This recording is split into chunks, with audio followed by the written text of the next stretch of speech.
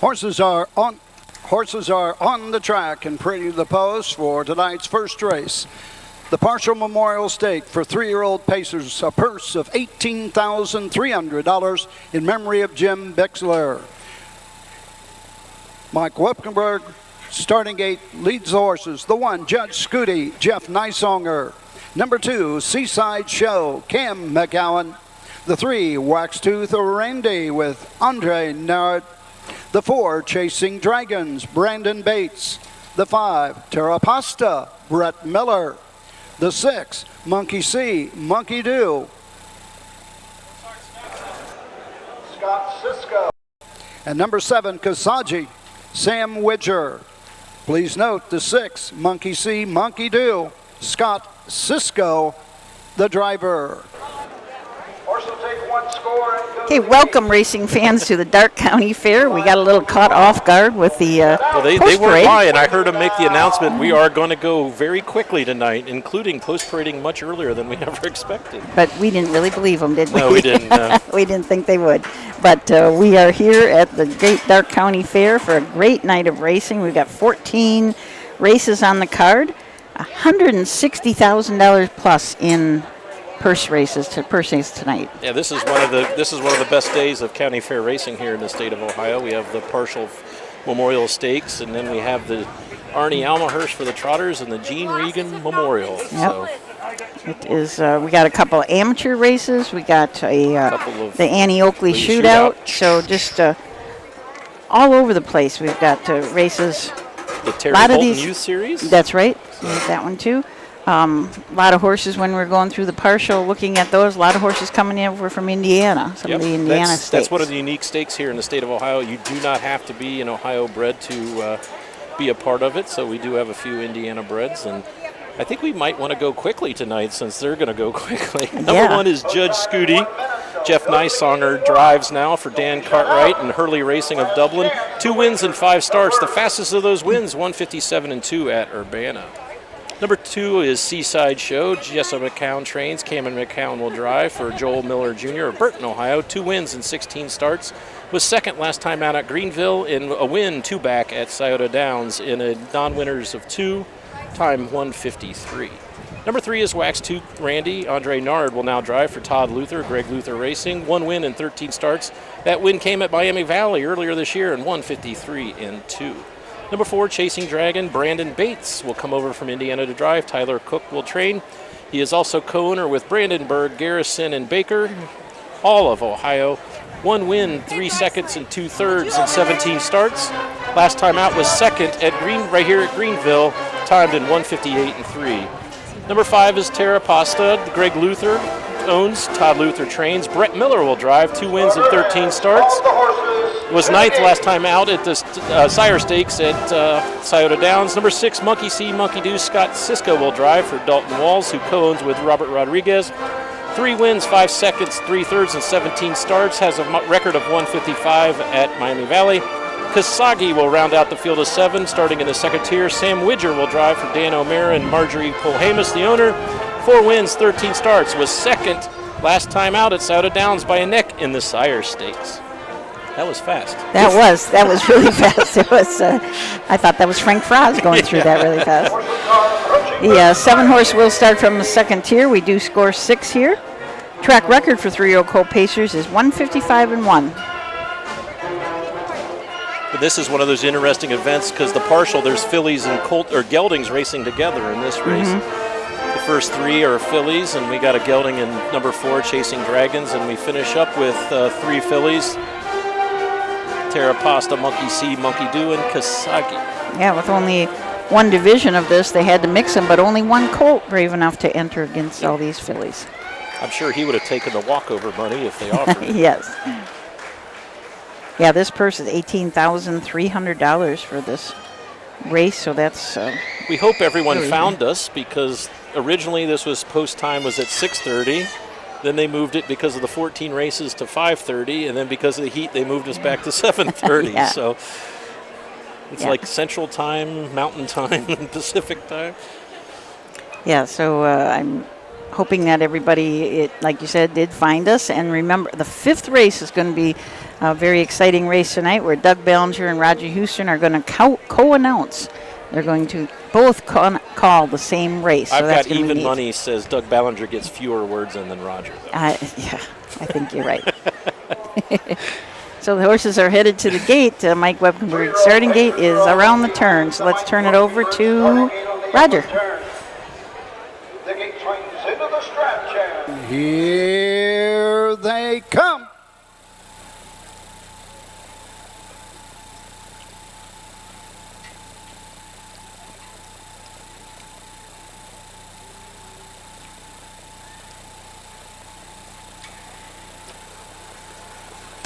Off and pacing, Seaside Show goes for the lead. Judge Scooty is there second. Into the turn, Wax to the Randy settles in third. Racing fourth, Kasaji from the second tier. Fifth on the outside as they race around the turn. Go on to the first 8. Tara Pasta as they race down the backside. Go on to the 3/4 mark, moving on the outside. Monkey C, Monkey Do.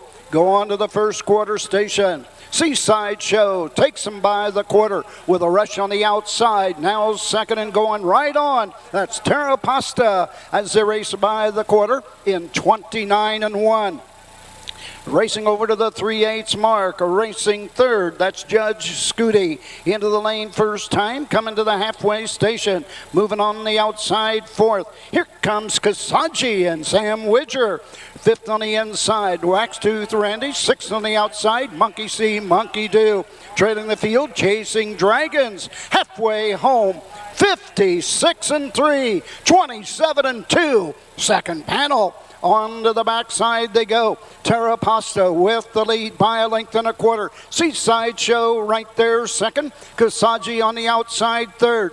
Judge Scooty pacing fourth. Down the backside they go. Fifth on the outside, Monkey See, Monkey Do. On the inside, Max Tooth Randy. Trailing the field, Chasing Dragons. 3/4, 1:25. 28-2, third panel. Around the final turn, Terra Pasta and Brett Miller with the lead. Into the stretch they come. Seaside Show on the inside, second. Closing on the outside. Here comes Kasaji coming to the wire. Terra Pasta and Brett Miller fighting to get home first, and he does. Seaside Show second, Kasaji third.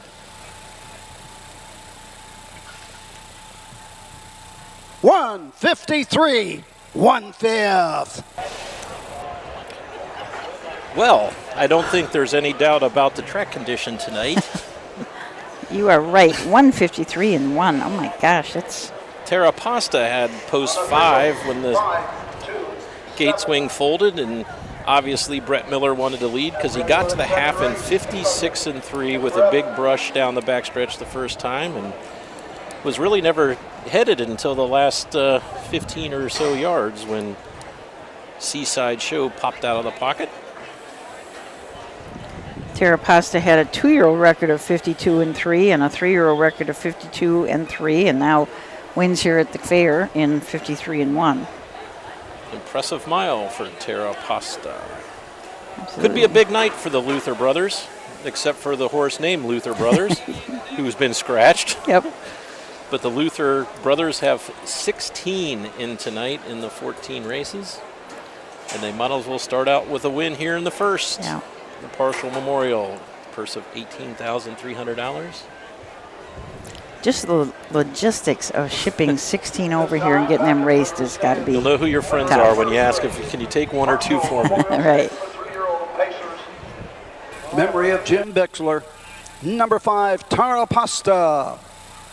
Homebrew Greg Luther Racing of Blacklick, Ohio. Todd Luther, the winning trainer. Brett Miller in the sulky. Brett Miller approaching a career milestone. That is win number 9,994 in the career of Brett Miller. 3-year-old filly down by the seaside at a Pasta Blue Chip. Home a winner in 153, 1/5. Final half, 56-3. The final quarter in 28 seconds. Third win in 14 starts this season for Tara Pasta. Results are official. First race, number 1, Judge Scooty, 5. The 2, Seaside Show, 2. The 3, Waxtooth Randy, 4. The 4, Chasing Dragons, 6. The 5, Tara Pasta, the winner. The 6, Monkey See, Monkey Do, 7. Number 7, Kasaji, 3. Top down, 5, 2, 4, 6, 1, 7, 3 on the bottom. The quarter, 29 and 1. The half, 56 and 3. 3 quarters, 125, 1. The mile, 153, 1/5. Second race, number 3, Hotel Murph. Drivers, Vivian Lake. So we might as well start out with a track record, 153 and 1 for Brett Miller, and it's nice to see the Miller family out there with the cards. Hopefully they brought 6 more tonight, because that'll be really fun to have 10,000 here. So we are at the Great Darke County Fair, and why don't we learn more about the Great Darke County Fair when we look at this look back, the history of the Great Darke County Fair.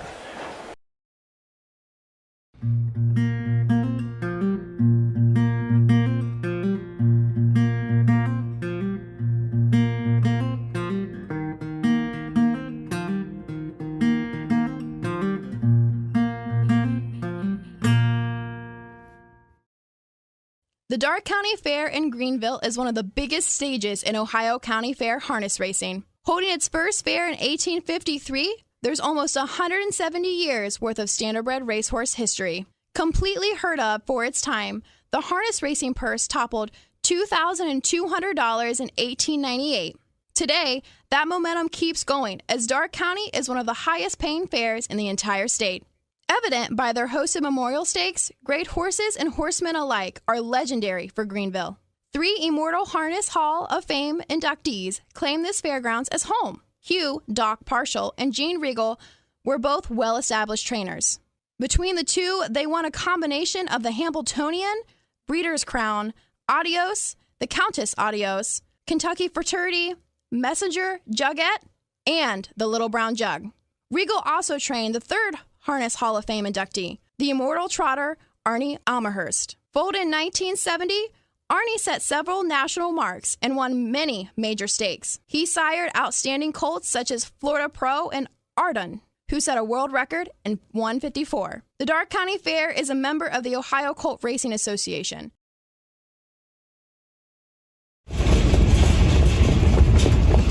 Hi, I'm Dean Gillespie, and I want to tell you about the Ohio Colt Racing Association. There's 19 member fairs, and they sponsor the Partial Futurity in Greenville, Ohio.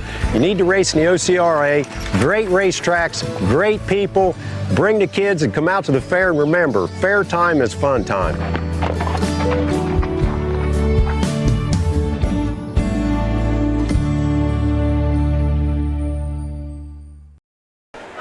Fair time is fun time, especially when you're at the Great Darke County Fair. It's Dean Gillespie, who was in our last commercial there, was a participant in the Youth Driving Series at Delaware in 1981. That's right. So we'll have the final preliminary leg of that series. I think the final goes at Miami or Dayton Raceway. I have to think, what time of the year is it? Is it Dayton? It's Thanksgiving and after, it's one bucket. Yeah, we have a great night here. We've got the band playing in the background. If you have a request, send it to us, and we'll send Matt up to see if they know it. See if they know it.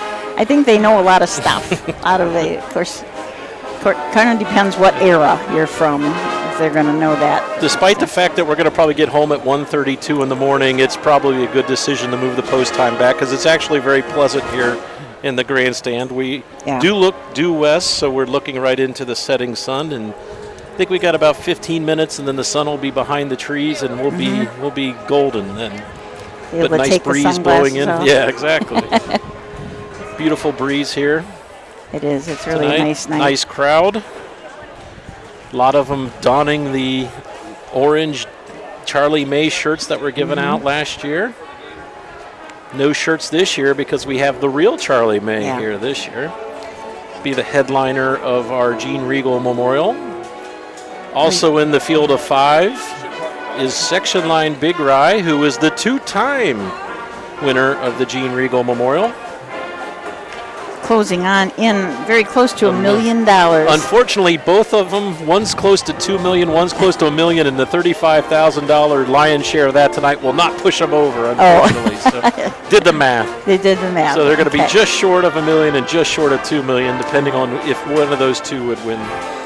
But that's a pretty nice field of horses to get to see, to come to a county fair and absolutely. see a couple of millionaires. The average win time for the field of 5 is 1:49.1. Oh my gosh. And the combined earnings, $3.6 million for the field of 5. I did the money. I also did average per start. Okay. That was pretty surprising. We'll talk about that later. We're going to go to the second race now, the Springhaven Farm Ladies Driving Series. This is the Annie Oakley Shootout. Fernando. I think we're going to start Go ahead, because we're not going to get caught again. This is a field of 8. We might not get through all lanes. Fernando, Devin Miller is up. Larry Finn's the trainer. This is an 8-year-old Del Marvelous gelding. It's had 195 lifetime starts, 28 wins, 20 seconds, 18 thirds, earnings of $237,000 plus, a mark as a 7-year-old of 150 at Hoosier Park. Garbo, Emily Hay is going to drive for trainer Brian Hayes. This is a 13-year-old Sportsmaster Brian Haynes owns. This horse has had 236 lifetime starts, 29 wins, 31 seconds, 26 thirds, $238,000, and a mark as an 8-year-old of 152-1. So a 13-year-old in here. And she is the only mare in the race. Gotel Murph and Vicky Lake driving for Todd Luther and Greg Luther Racing. This is a Nob Hill High. This is just a 3-year-old. She's just had 28 lifetime starts. Got a mark of 2, 3, and 4 as a 2-year-old at Findlay. Flash Luxmount and Emma Wahlberg have the 4-hole. Tommy Voisick is the trainer and the owner. This is a 12-year-old Arts Card Trick. 266 lifetime starts, 36 wins, 36 seconds, and 39 thirds. Pretty consistent there. $314,000 in earnings and a mark as a 5-year-old at 151 at Pocono Downs. Illusionist Hanover and Leslie Joyce have the 5-hole. Kevin Goodall is the trainer. Stacy Curry, the owner. This is a 5-year-old gelding by Better's Delight. Just 60 lifetime starts and $40,000 in earnings, but a mark this year of 53-2 at Northfield Park. So we will stop there and go to the post break. You got most of them done, so you're golden. Bring to the post for the second race. Springhaven Farm Ladies Driving Series, the Annie Oakley Shootout. The Jim Beakey event. Number 1, Fernando. The driver, Devin Miller. The 2, Garbo with Emily Hay. Number 3, Gotel Murph. The driver, Vicky Lynn Lake.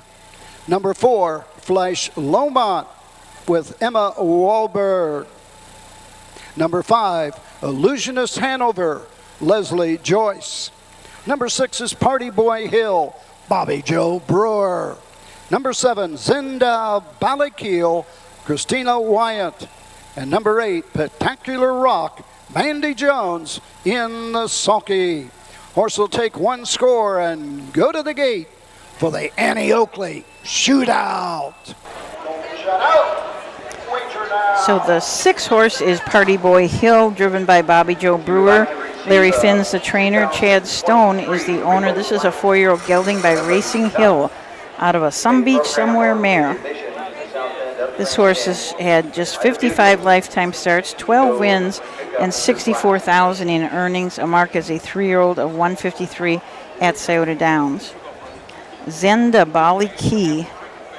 Ballykiel and Christina Wyant have the 7-hole. Jacob Fox, the trainer and the owner. This is an 8-year-old gelding by Mach 3. He's had 202 lifetime starts, $173,000 in earnings, and a mark as a 7-year-old of 151-2 at Hoosier Park. And Spectacular Rock and Mandy Jones have the 8-hole.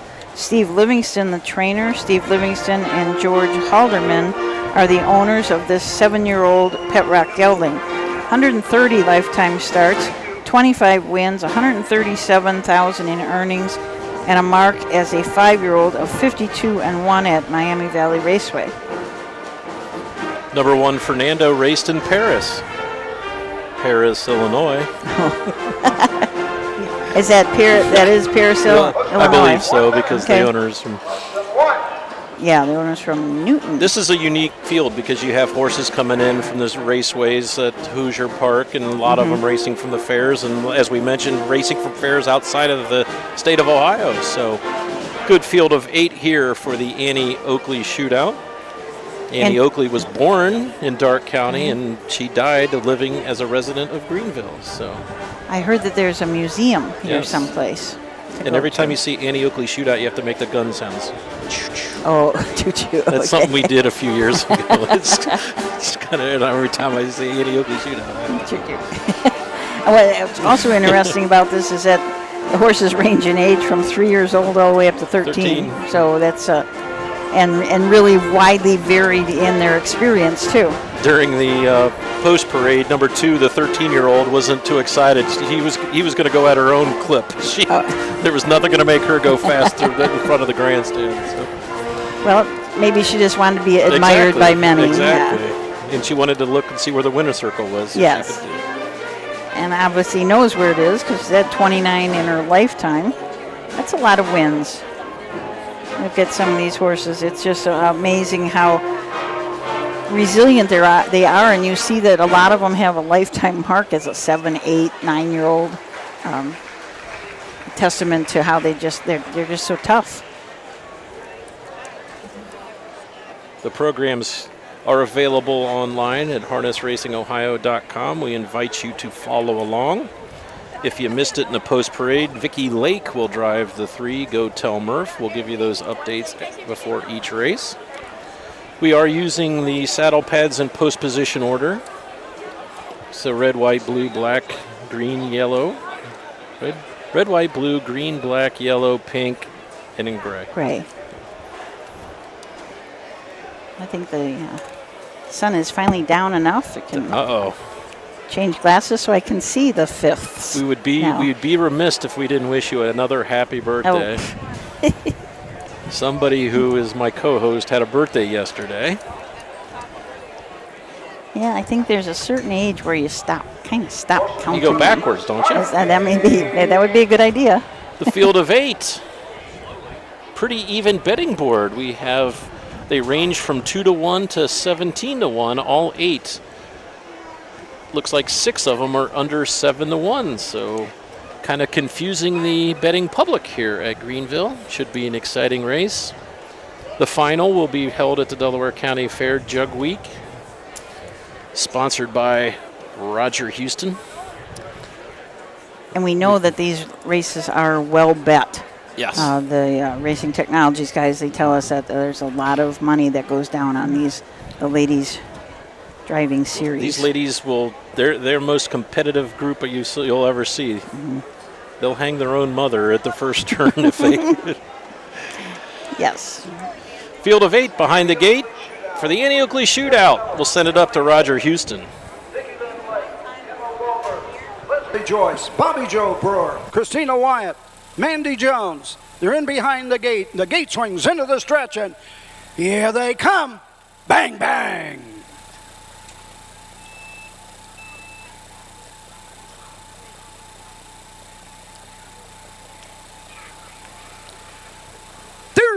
Off and pacing Go Tell Murph for the lead. Fernando on the inside second. Garbo gets away third. Up on the outside, Illusionist Hanover's fourth. Now third and going on.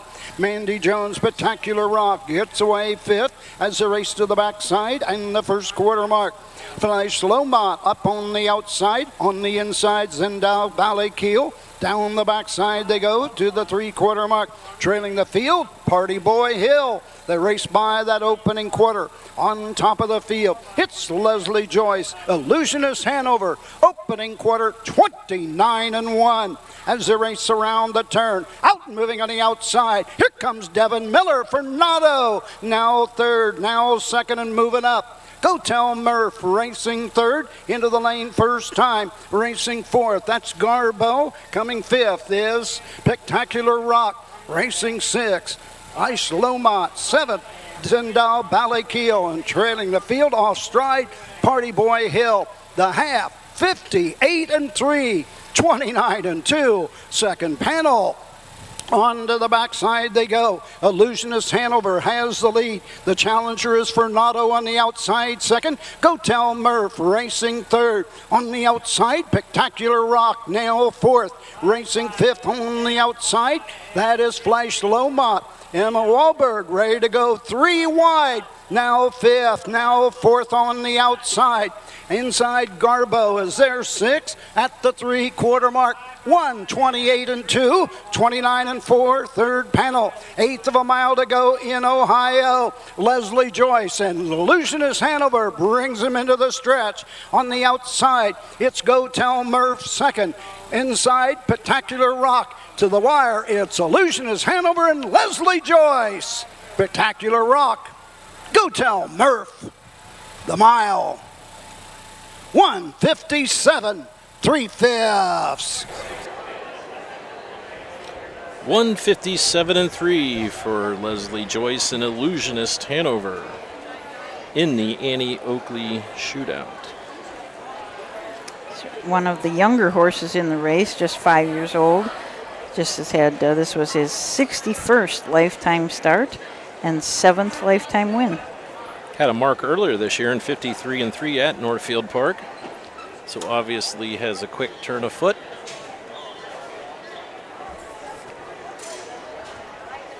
We are back to the same situation as we were the other days we've been here, is that we cannot get any cell service on our phone, so we won't be able to watch your comments for a while. Hopefully we will get it back. This race was sponsored by Jim Beakey, a longtime representative here in Darke County and a friend of harness racing. And Mr. Beakey has made his way to the winner's circle to present the Annie Oakley Shootout trophy.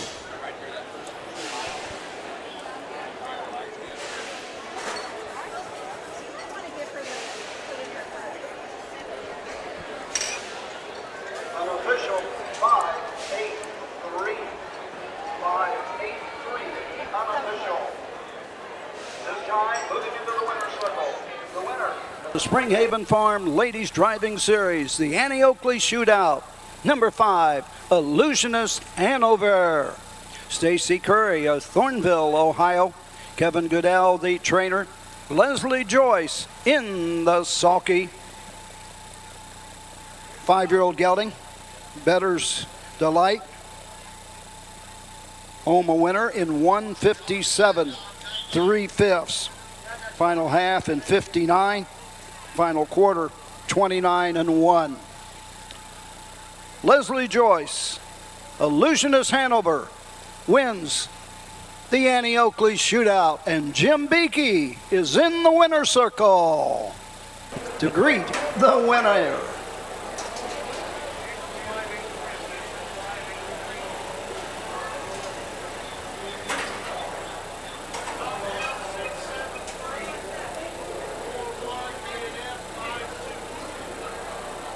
Top down.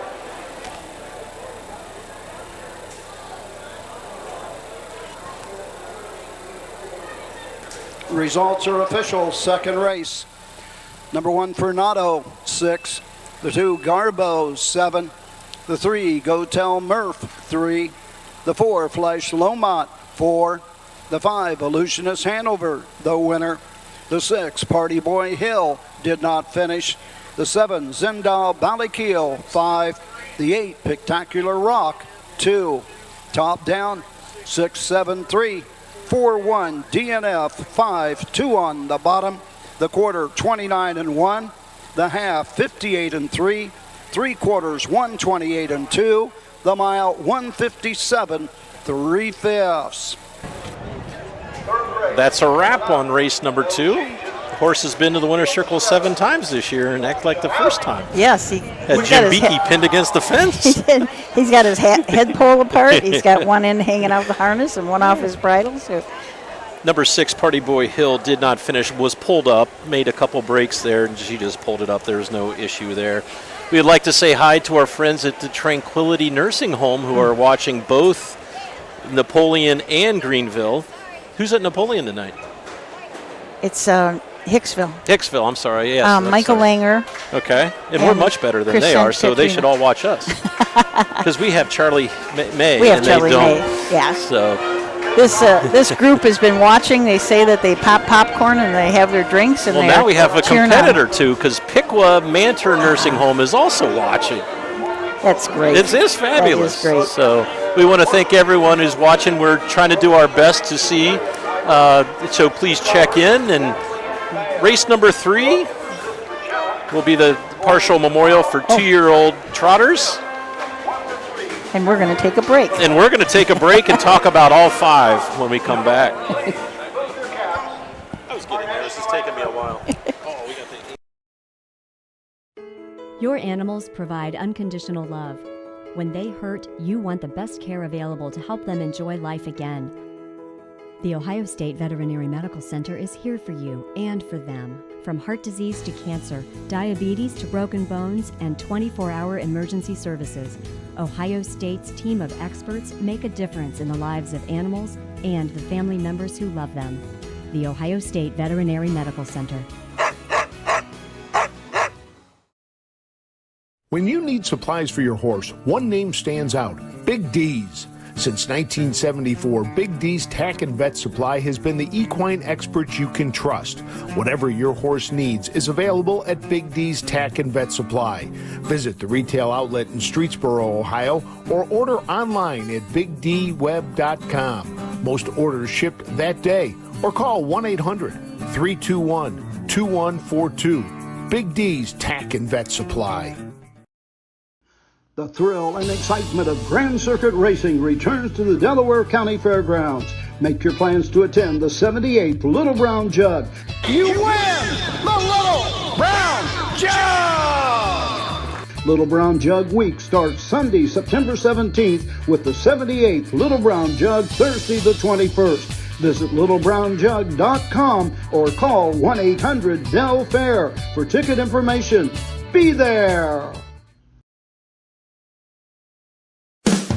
With more than 300,000 horses in Ohio, the economic impact of the equine industry in the state is over $2.8 billion. Much of that value comes from standardbred horse owners, breeders, trainers, and drivers who participate in the sport of harness racing. The mission of the Ohio Harness Horsemen's Association is to preserve, protect, promote, and serve the entire standardbred industry in Ohio and beyond. To learn more about the Ohio Harness Horsemen's Association, go to ohha.com. That's ohha.com. Welcome back to the Great Dark County Fair. Jay Wolf, Susan Schroeder, and Matt Clark pushing all the buttons, bringing you all the action from the final day of the Dark County Fair. Race number 3 is the partial memorial, first division of the 2-year-old trot. Number 1 is Amazing Face. Andre Nard will drive. Todd Luther and Greg Luther Racing. This one's only made one purse start, and that was a 3rd place finish right here at Greenville on the 20th of August. Number 2 is Cam Tabs Joy, another Todd Luther, Greg Luther entry. Sam Widger will drive this one. 2 wins, a 2nd and 5 starts, has $20,600 in seasonal earnings and a mark of 159-2 at the Meadows. Number 3 is the Indiana bred Swan So Fine. Leander Schwartz trains for the Black and White stable of Milroy, Indiana. Michael Detweiler will drive. This one has only missed the board one time in 11 starts, mostly at the Indiana Fairs. It raced at the Indiana State Fair last time out in their fair championship and finished 2nd, timed in 2:02. Number 4 is So Sorry. David Meyer owns trains with Kelly Meyer of Versailles, Ohio. This one has made the board all 11 starts, 4 wins, 3 seconds, 4 thirds, and 11 start. Last time out was right here at Greenville, a win in 2 minutes and 3/5. Number 5, All About Faith. Tyler Tinch trains for Orion Racing. Jeff Nice-Arnold drive. 4 wins, 2 seconds in 7 seasonal starts. Has won 2 straight here in the Buckeye State. Wins at Troy in Greenville. Number 6, David Myers driven Pierre's Serenade. Theodore Garon is the owner and trainer from right here in Greenville. 5 wins in 7 starts, 31,000 on the card. Has won this last start by 6.5 lengths at Salina, 2 minutes, 3 seconds. Number 7, starting from the second tier, Stardust Volo, Todd Luther for Greg Luther, who co-owns this one with Patrick Hops. 1 win in 4 starts. Brett Miller will make the decisions. That 1-7 has been racing in the Kentucky Sire Stakes, the B-level series. We had an Indiana bred here. We have Ohio breds that are also dual eligible for the state of Kentucky. So I'm impressed with this field. You got one horse that's hit the board 10 of 11. You got one that hit the board all 11. You have one that's hit 6 of 7 and one that 5 of 7. So very quality field here for the first division of the 2-year-old colt trot, or filly trot. Filly trot, yeah, absolutely. This is a fine bunch of fillies. We just had a guy stop by that must have something to do with the 5-horse, because he said it's Orion Racing. Orion, okay. Not Arian. Orion. So he wanted to make sure that we got that straight. Orion. We said it right 3 times. Yep, then we'll be good, right?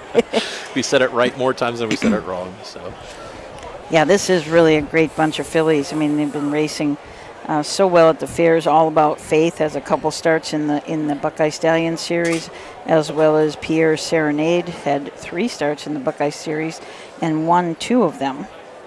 So that horse is right up there in points. I've been very impressed with number 4, So Sorry. Had this one a couple times at Urbana in Troy.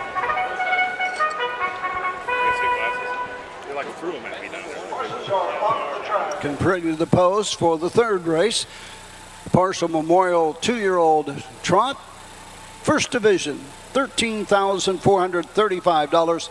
Trophy by Preble County Power Equipment and Rental. Number 1, Amazing Face, Andrew Narad, the driver. The 2, Cantab's Joy with Sam Widger. The 3, Swan So Fine with Michael Detweiler. Number 4, So Sorry with David Meyer. The 5, All About Faith, the driver Jeff Nysonger. Number 6, Pierre Serenade, David Myers. And number 7, Stardust Volo, Brett Miller in the sulky. So how popular the trotting hobbles have become. Every filly in this race has them on. Remember when CRK Susie first put them on? We're like, what's Carl Allen thinking? This one must be a handful. And now if they don't wear trotting hobbles, you think something's wrong. Yeah, it was a shock when he came out with those. I'm not sure the mare needed it. She was one impressive mare. Yes. Well, we've got lots of folks watching, of course, including our presiding judge, John Weiss' sister. All right. We have John Weiss to blame for speeding this thing up. He gave him an ultimatum on the backstretch over the loudspeaker saying, when I call your race out, you better be on the track. So John Weiss with the heavy hand tonight. Wow. Well, it is. It's going to get dark. It's wonderful, though, now with the sun is down. The weather's just nice. We ran out of light yesterday at Hicksville, and we really ran out of lights because we had a transformer blow up there, and part of the fairgrounds went dark, and the part that went dark was the lights for the track. So we raced the last 3 off really fast. Really fast. But that's always a good thing. Looks like we've got the lady drivers over there in the infield. Not sure what they're... I believe they collected school supplies or they donated their drivers' fees for school supplies, because all of them are carrying backpacks like they're back in 3rd grade. Yeah. So I think we're going to be making a presentation. Well, that's a good thing. Absolutely. That's the kind of stuff you don't hear much about, is the little things, whether it's when when someone gets sick, you see GoFundMe's or, things like that. The harness industry has been very generous. Yeah, this community sticks together, that is for sure. We're going to give a little Frank Frost food report here, even though he's not here. Yes, I am, because I had the most wonderful bourbon brisket tacos. They were just really good. At one point, it was kind of hot. I was going to say, the one time I looked at you, looked like you were getting ready to cry. I know. You must have eaten into a pepper that you didn't know was in Yeah, something was hot in there, but they were really, really good. And I also have to thank the people who recommended that we get the pizza. Yes. Because when my daughter was here with me on Sunday, I think it was, we had that pizza on the way home, and that is absolutely great. And a big kudos to the Darke County Harness Horsemen's Association. They had a cookout for the horsemen in the third turn tonight. It was going to be a late lunch, but then when they moved post time back, it became an actual dinner. So hats off to the horsemen here in Darke County. They always put on a good show. I had a guy come up and tell me a story that he said, you should really talk about this. He said when Chip Noble used to come to Darke County, he would get out of the truck and he would immediately come over to the grandstand for a couple of sausage sandwiches. And he said he didn't even bother unloading the horses. He said the grooms had to unload. They had to do it so he could come over and get his sausage. And they are underneath the grandstand. He always got sauerkraut and hot mustard on him. And those things are huge.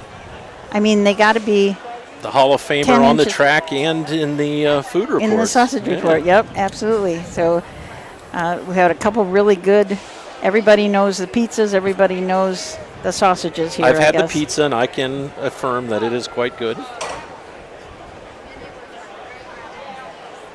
I'm not sure what's going to be open when we leave here tonight. I don't think so. Not much. No. If you're tuning in and wondering where Doug Ballinger is, he's turned the microphone over to Roger Houston for the first 4.5 races. And then Doug will jump on for the going to be a unique experience. Doug told me he's going to allow Roger to announce the first quarter. And when Roger says they go past the quarter in blank, then Doug Ballinger is going to pick it up and take them to the half. And then he'll say they got to the half in. And then Roger will take them to the 3 quarters. And then Doug will bring them home. So that's going to be cool. Maybe we should do that. What can we tag team on?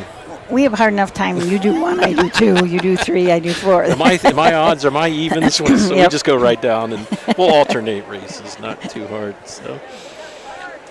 Yeah, first time that those two have ever done that. Roger has done it one other time in his life. So.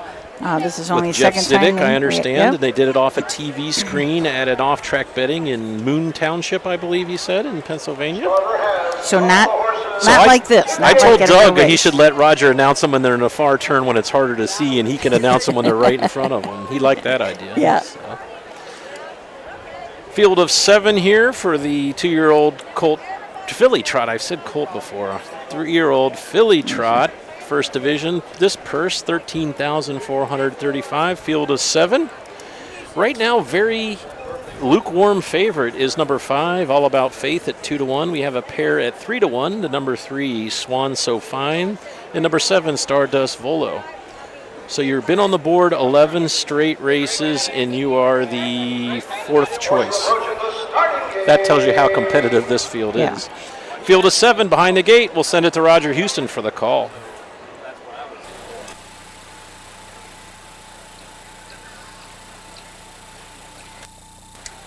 Trotters are all in behind the gate. The gate swings into the stretch, and here they come.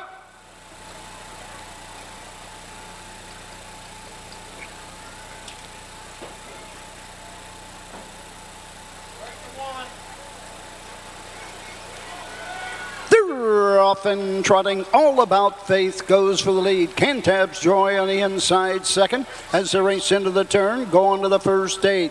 Getting away third, that's So Sorry. On to the backside they go, racing 4th, Stardust Volo. Racing 5th, Swan So Fine. Down the backside, going to the first quarter. Amazing Face is 6th, and trailing the field, PR Serenade. Going to the first quarter mark. On top of the field, All About Faith and Jeff Nysonger with the lead by a length. Racing second is Cantab's Joy. Opening quarter, 29 3/5.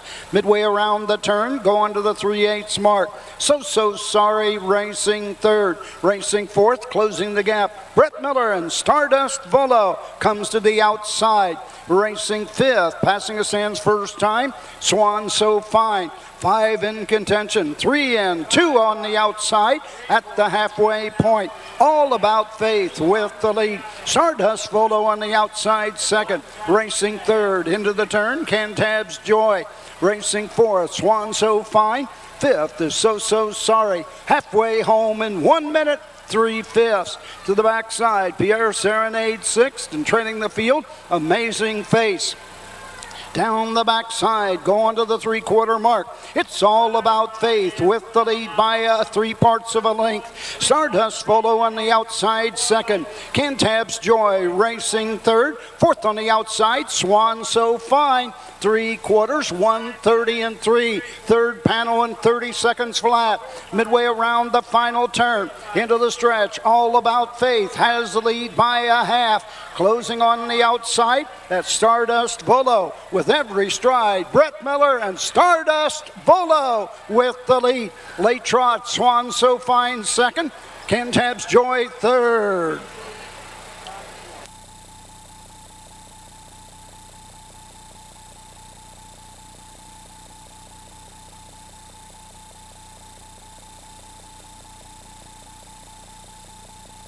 Final time. Oh, there we are.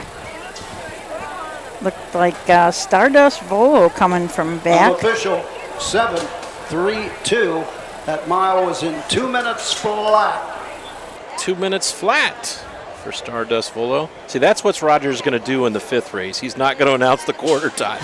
So he'll just announce the whole thing, and Ballinger will be there like, what happened? What exactly. Stardust Volo started from the 2nd tier, made a first over bid and wore him down and drew away in 2 minutes. Late rush by number 2, Swan So Fine, the Indiana bred, and Cantab Joy, the the race leader earlier, finished third. This Stardust Volo has been racing very well. Only has one win, but when you look at how fast she's been going, she went out to the Meadowlands and raced in the kindergarten. Finished fourth, trotted in 57-1, then 57-1 in Lexington, 55-1 down in Lexington. So that's been Susan, you got some work to do. You got to update the track records because yet another track record. 2 for 2 for Brett Miller in track records. Set a track record in the first race with Terra Pasta and sets another track record here. Beat it by 2 full seconds. Yeah, that was a big one. Yeah, big mile for the Muscle Hill. And before tonight, we already had 4 new track records. Here at the Dark County Fair. Number 7, Stardust Volo. Home for the Greg Luther Racing. Patrick Hoopus, Todd Luther, the trainer. Brett Miller, career win, 9,995. A track record performance for the 2-year-old filly by Muscle Hill out of Sterling Volo. The quarter, 29 and 3. The half, 1 minute and 3. 3/4, 1:30 and 3. Track record. 2-year-old filly trotters, 2 minutes flat. Stardust Volo, Brett Miller. Winning trainer, Todd Luther. Racing 19 horses tonight at the Dark County Fair. Results are official. Number 1, Amazing Face, 7. The 2, Cantab's Joy, 3. The 3, Swan So Fine, 2. The 4, So So Sorry, 5. The 5, All About Faith, 4. The 6, PR Serenade, 6. The 7, Stardust Volo, the winner. Top down, 7-3-2, 5-4-6. 1 on the bottom, the mile, 2 minutes flat. Now to the winner's circle, Doug Ballinger. Thank you, Roger. Lady drivers from the Springhaven Farm Ladies Driving Series are going throughout the stands, passing out book bags, also a peanut toss.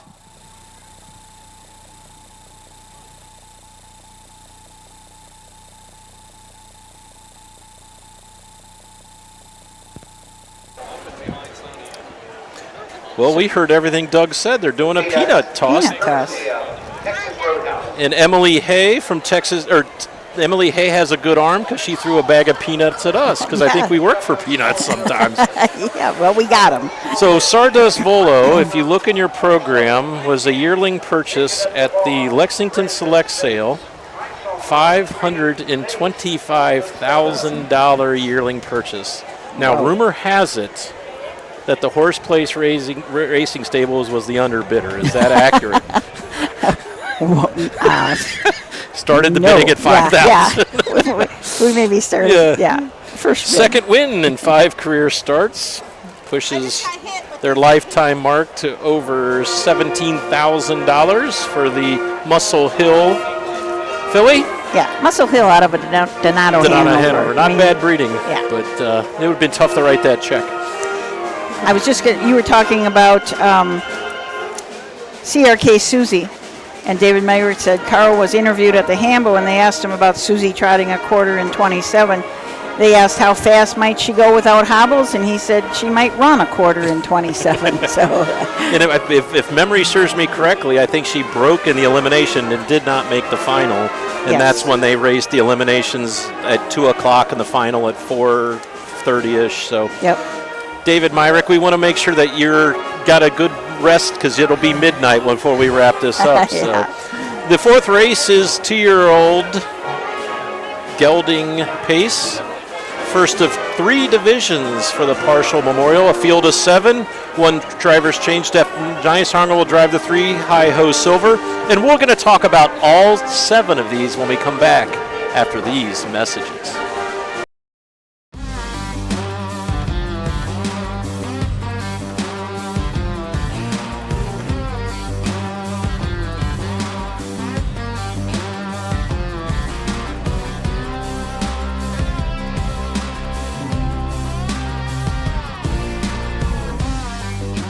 Do you want your horse to shine in the winner's circle?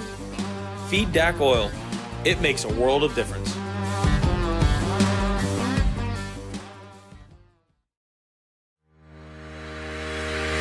Own a little and love it a lot. TheStable.ca is an award-winning fractional ownership operation. Buy as little as 1% of a racehorse and experience 100% of the thrill. TheStable.ca makes ownership easy, accessible, and affordable.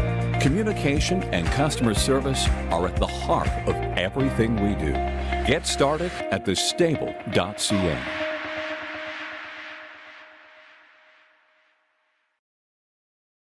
For over 50 years, Midland Acres has provided top-quality Ohio-bred colts and fillies. As a third-generation farm with 500 acres of pasture for breeding to boarding and on-site veterinarian care, we understand the importance of delivering well-cared-for and well-mannered yearlings. Get in the winner's circle with the yearlings by Fear the Dragon, Yankee Cruiser, Pet Rock, Long Tom, and a bit of a legend. Midland Acres, doing our best to bring you the best.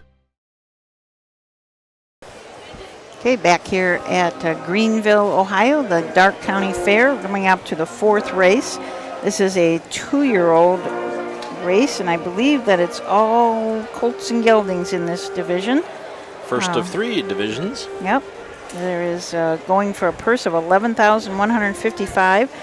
Track record for 2-year-old colt pacers is held by none other than Charlie May, 155-2. Charlie May? May. What's the name of that? Yeah. I never heard of it. Number 1 is Swiss Cotton. Doug Rideout will drive and train for Julie Rideout of Indiana and William Hart of Carmel, Maine.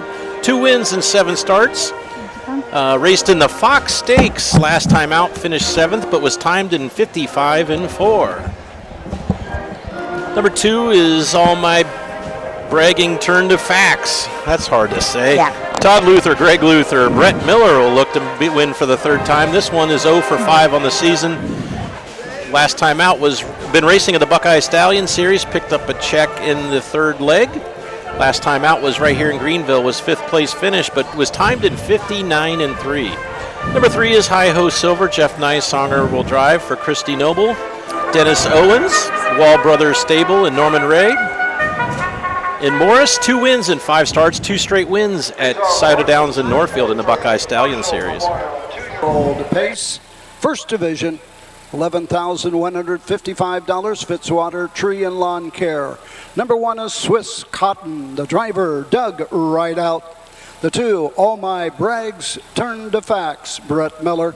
The 3, Hi Ho Silver, Jeff Neisonger.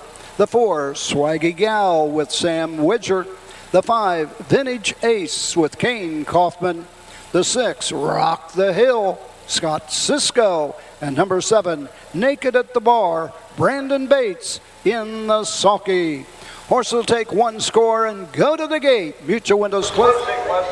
We got through the first 3. We'll pick it up here with the Sam Widger-driven Swaggy Cow. Todd Luther is the trainer for Greg Luther. 0 for 3 on the season, was 4th last time out in the Kentucky Commonwealth, their B Series in the Sire Stakes. Paced his mile in 54 and 4. Number 5 is Vintage Ace. Mike Polhamus will train. Kane Kaufman will drive for Newberry, Polhamus, Horvath, and Agland Metro Services. 1 win in 6 starts. That win was by a neck at Wapakoneta, 3 back. Number 6 is Rock the Hill. Greg Smith owns and trains. This one will be driven by Scott Cisco, has 7 wins in 9 seasonal starts, has been on top at every mark in the last 3 starts at Xenia, Urbana, and Salina. Starting it from the second tier, number 7, Naked at the Bar. Another Mike Polhamus train for Golden Goose Stables of Cincinnati and Matt Rowe of Urbana. Kane Kaufman can't drive both of them, and I haven't heard a driver. Brandon Bates. Brandon Bates. Coming over from Indiana. This one is 0 for 7 on the season. Does have a pair of second and third place finishes. Was second last time out right here at Greenville with Alex Hawk, and the bike was timed in 1:57 and 2. We are joined now by the man of the week, Doug Ballinger, and we have a prediction. We talked a little bit about how Roger's going to announce them to the quarter and turn them loose to you till the half. But you notice he didn't tell the finish time until they were pulled up, so he might pull that on you. He might announce the quarter time when they're going to the 3/4. He might do that. You never know about him. I never thought of that. He's gonna. We'll time him. We're gonna time him to see how much mic time Doug Ballinger has versus one Roger. Like they did to politicians last night on the Republican. And then I'll tap him on the shoulder if it's his time's up. Yeah. You get 30 seconds. Yeah. 30 seconds. 30 seconds. Well, we'll give it a whirl. It should be fun. Should be fun. Doug, this is your 50th straight year here at the great Darke County Fair. Is it true it was just a Darke County Fair before you got here, and then it became great because of your last 50 years? I think you're right. Yeah. I think you're right. I like you, Jake. One of your favorites, right? Yes. You're from nearby, up the road a little bit in Salina, Ohio? Yep. Mm-hmm. And you picked this up just as a part-time gig, and you said, oh, I'll just do it for a couple of years, and 49 years after you started, you're still here. I have the best part-time job ever. Well, I think getting to travel around to see all the county fairs and all the people that you've become friends with. I was over there in the tent by the winner's circle, just looking up in the grandstand. It works your mind, where did 50 years go? Hopefully I got 10 left to do this. Time flies. So, well, they're going to the gate. I'm going to head upstairs. Make sure I'm not out of breath when the 5th race gets here. Doug Ballinger with the oxygen tank. I think they're going to put an elevator in next year. The Doug Ballinger, not memorial elevator, just the Doug Ballinger elevator. So.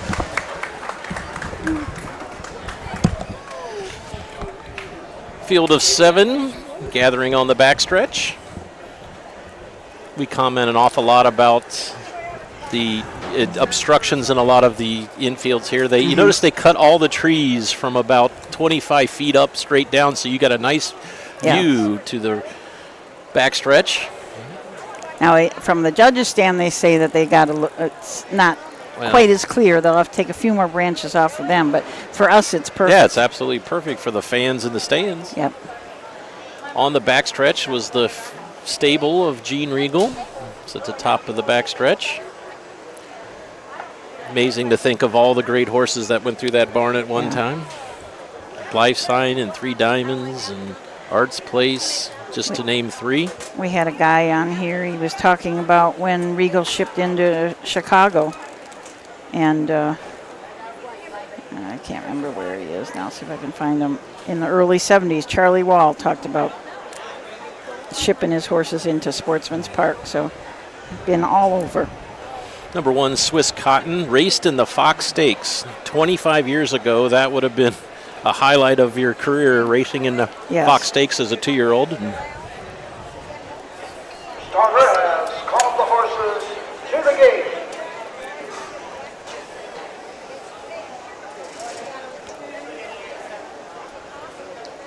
Hi Ho Silvers, your 3 to 5 choice. Jeff Nysonger, the Roan.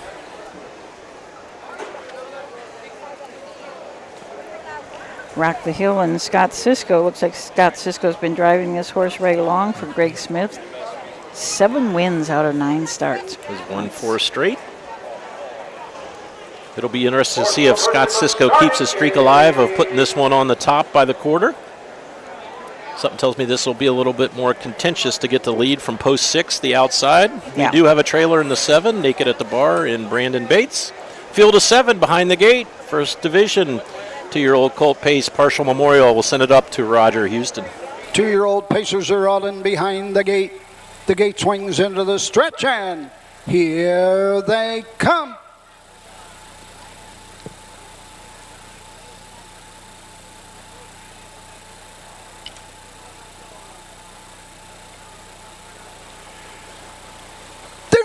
Often pacing Swiss Cotton goes right for the lead. Oh My Bragg's turn to facts. Gets away second, goes off stride.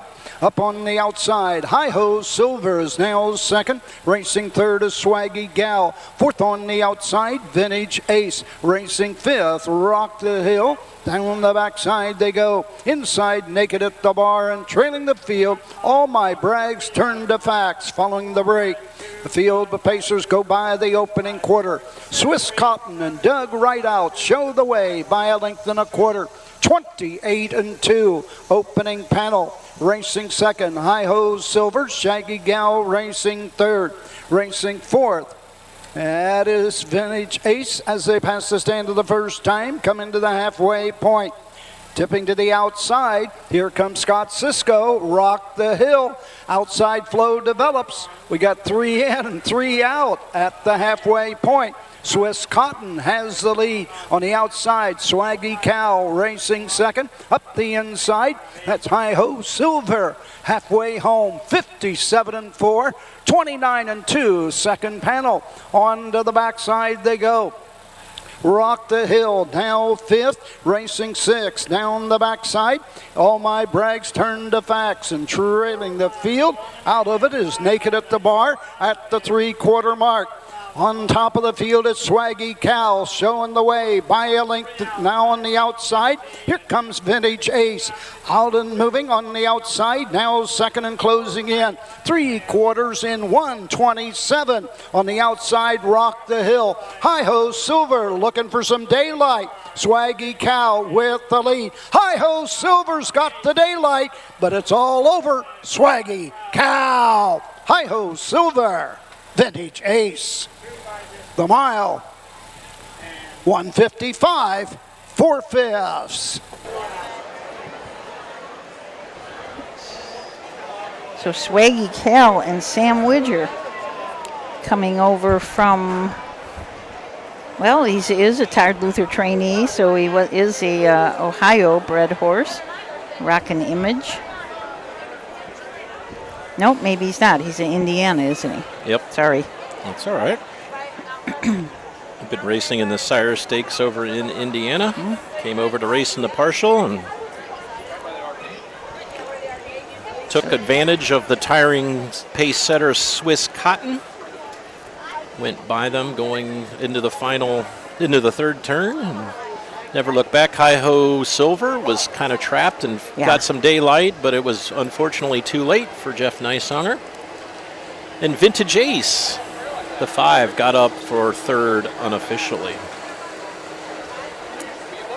Horses were going into the first turn, and Brett Miller and All My Bragg's turn to facts took a bad step, and very fortunate that the other ones were wide, so it really didn't cause much of a problem, but it's always scary when they take a break in the first turn. Pacers. Number 4, Swaggy Cow. On the Greg Luther Racing, Blacklick, Ohio. Todd Luther's third win on the card tonight. Sam Widger in the sulky. 2-year-old colt by Rockin' Image. Homa winner, lifetime best, 155 4/5. Swaggy Cow, Todd Luther, Sam Widger. Blanket presented by Fitzwater Tree and Lawn Care.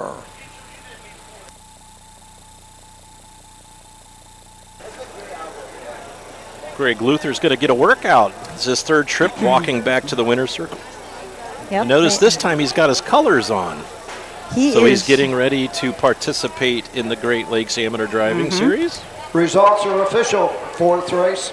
Number 1, Swiss Cotton, 5. The 2, All My Brags turned to facts, 6. The 3, Hi Ho Silver, 2. The 4, Swaggy Cow, the winner. The 5, Vintage Ace, 3. The 6, Rock the Hill, 4. The 7, Naked at the Bar, 7. Top down, 5, 6, 2. 1, 3, 4, 7 on the bottom. The quarter, 28 and 2. The half, 57, 4. 3/4, 127. The mile, 155 4/5. Greg better hurry back because he's in the next race. Yep. First division of 2 for the Amateur Driving Association, the Great Lakes Amateur Drivers Association. A field of 6. All 6 will have their nose on the gate, and we'll talk about all 6 when we come back after these messages.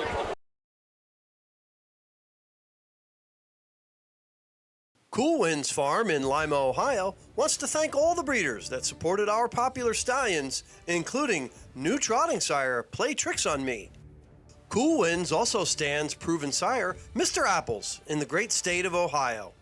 Randy and Kim Haynes also stand the only full brother to Some Beach Somewhere, Bring on the Beach, sire of Heart of Chewbacca. Visit the Cool Winds consignment at the Ohio Selected Jug Sale at Pickaway Ag Center on Friday, September 15th. When you need supplies for your horse, one name stands out, Big D's. Since 1974, Big D's Tack and Vet Supply has been the equine experts you can trust. Whatever your horse needs is available at Big D's Tack and Vet Supply. Visit the retail outlet in Streetsboro, Ohio, or order online at bigdweb.com. Most orders shipped that day, or call 1-800-321-2142. Big D's Tack and Vet Supply.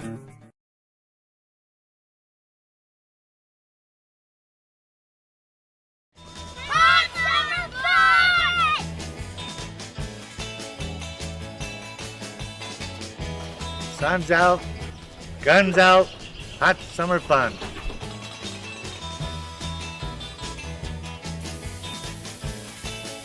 Hot summer fun.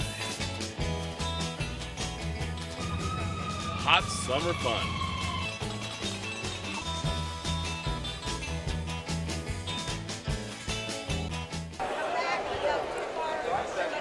Welcome back to the Great Dark County Fair. Tonight, if you were one of the first 1,000 fans to buy a race program, you got a free pint glass. And we're doing our best to get the pint glass in because Susan's doing her best impression of Sun's Out, Guns Out. She's got the guns out trying to show us the glass. Has the Gene Regal Memorial in the year, and in fitting fashion, it's in the green of Gene Regal's colors. Green and chartreuse, or chartreuse and red, so chartreuse would be the green, right? Race number 5 is an amateur event. This one is a trot. Field of 6. I don't feel like we have to run through these 6 as fast as we do with the others. Right, this is the Great Lakes Amateur Driving Association. The trot, the first horse. I think I saw this horse warming up, a great big beautiful chestnut horse. A Royal Line and Stephen Olford. Terry Dieters is the trainer. Olford Racing from Port Huron, Michigan is the owner. This is a 7-year-old gelding by Royalty for Life. 131 lifetime starts and $170,000 earned. A mark of 55 and 2 as a 3-year-old at Woodbine. Shamrock, Ryan Miller is up. Ryan is also the trainer. Miller Racing Stable is the owner. This is a 4-year-old gelding by Uncle Peter. 54 lifetime starts, 109,807, and a 4-year mark of 55 at Scioto. Stone Cold Blue, Randy Smith up. Jessica Smith trains. Amelia Smith is the owner. This is a 7-year-old gelding by Muscle Massive. 102 lifetime starts, $88,000 in earnings, and a mark of 56-3 as a 5-year-old at Scioto. Fanatic and Greg Luther have the 4-hole. Todd Luther trains. Greg Luther owns. Cantab Hall. This is a Cantab Hall 7-year-old gelding. 123 lifetime starts, $320,000 lifetime, and a 6-year-old mark of 53 at Scioto. Loaded with creatine, Dalton Walls will drive for Jody Flummersfield. Bet the Chalk Racing LLC is the owner. This is just a 4-year-old by creatine. 64 lifetime starts, $74,000, a mark of 56-3. And Swan Harbor and Devin Miller have the 6-hole. Alicia Hanners is the trainer. Hanners Racing, the owner. This is a 4-year-old Swan for All. 59 lifetime starts, $91,000, and a 3-year-old mark of 54-3 at Hoosier Park. And we mentioned earlier about the first class, with everything they do here at Darke County is first class, including the trophy presentations. And every winner looks like they get a nice bouquet of flowers. And I've been told that the sponsor of those flowers is standing right next to us, Dennis Owens. Welcome and thank you. Well, thanks for having me. Absolutely. You were the owner. You've been an owner a long time in the sport. I know you've had a lot with the Noble family, yes, and had one in the last race. You just kind of wish there was a super stretch here at Darke. Needed that super stretch. We commented it looked like he had plenty of gas in the tank. Unfortunately, he ran out of runway. Well, so there's always next week. Absolutely, and I understand you're doing quite well on the Sire Stakes. You want to tell us a little bit about that? I've been lucky this year. I got a homebred that's done pretty good. He's been second, 2 seconds and a third, and he's won the state fair in 51-1. So it's been a pretty good year. And I got a 3-year-old Rock Me Like You Mean It that won last year the finals, and this year he's come back and he's making the finals again. I hope we can repeat it. Absolutely. I always say just because you have a great 2-year-old doesn't mean they're going to be a great 3-year-old, and so you always have your fingers crossed all winter, and it's a blessing when they do come back really good at 4. So how many horses do you currently have ownership in? 23. 23. Oh, ooh. Yeah. Do you have an account that keeps them all straight? Yes, I do. Matter of fact, I do. Every Friday we meet. I own a couple businesses, and we meet every Friday. No, like I said, you've been a patron of the Noble family for a number of years, and we want to talk a little bit about that relationship with Christy and Dan. Absolutely. What a pair they are. You got Christy, that's 5 generations horsewoman, and Dan, I think it's 4 generations. And we'll come back and we'll finish that up right after we get the post parade. Okay. $4,000 sponsored by Chris Gilbert. Field is 6. Number 1, a Royal Line with Stephen Oldfield. Number 2, Shamrock with Ryan Miller. Number 3 is Stone Cold Blue, the driver Randy Smith. Number 4, Fanatic, Greg Luther. The 5, loaded with creatine, the driver Dalton Walls. And number 6, Swan Harbor, Devin Miller in the sulky. Horse will take 1 score and go to the gate. Future windows closing, less than 3.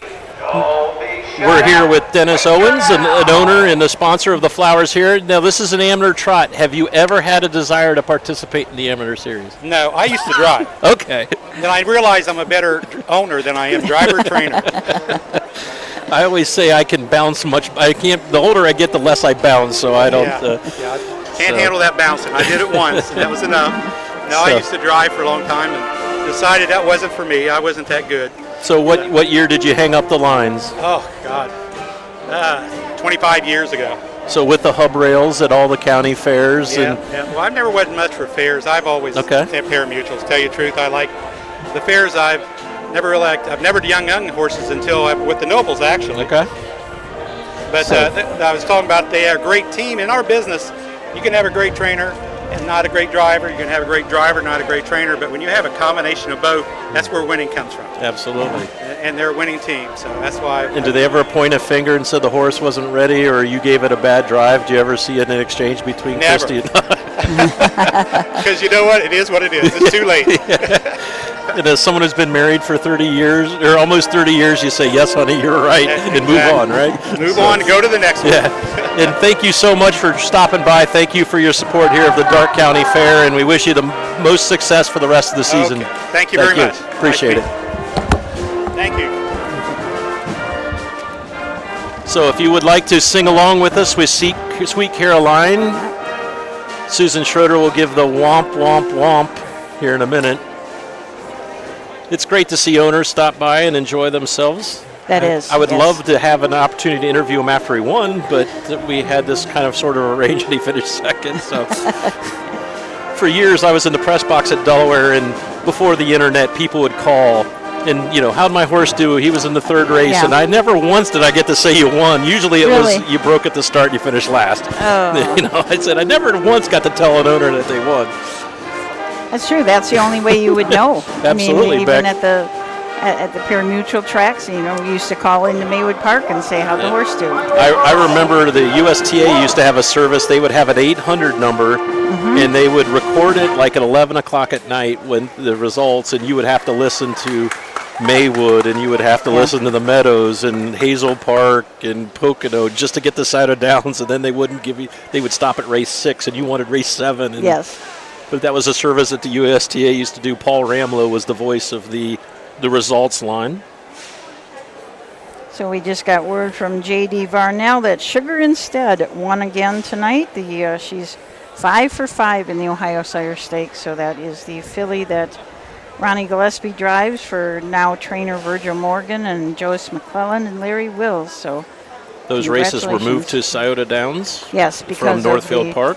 Track resurfacing up at Northfield. So after this race, we're going to give a thumbs up and a thumbs down, and we'll give a most valuable announcer. In the, we'll judge them based on their efforts. But this is going to be a unique one. If you're just tuning in, you say, boy, that guy sounds like Doug and that guy sounds like Roger. It is actually both of them. They're going to do a tag team here of the 5th. The Great Lakes Amateur Drivers Association $4,000 trot. Field of 6. They're behind the Wilkenberg starting gate, and we'll send it up to Doug and Roger. Horses are approaching the starting gate.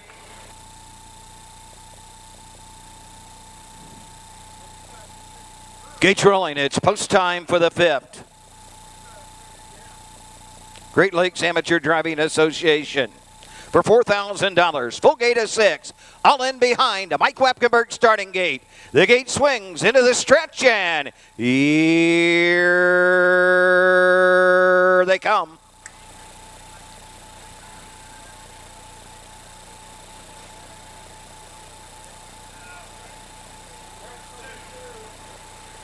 They're off and trotting. Fanatic goes for the lead. A Royal Line gets away second as they race into the turn. Go on to the first 8.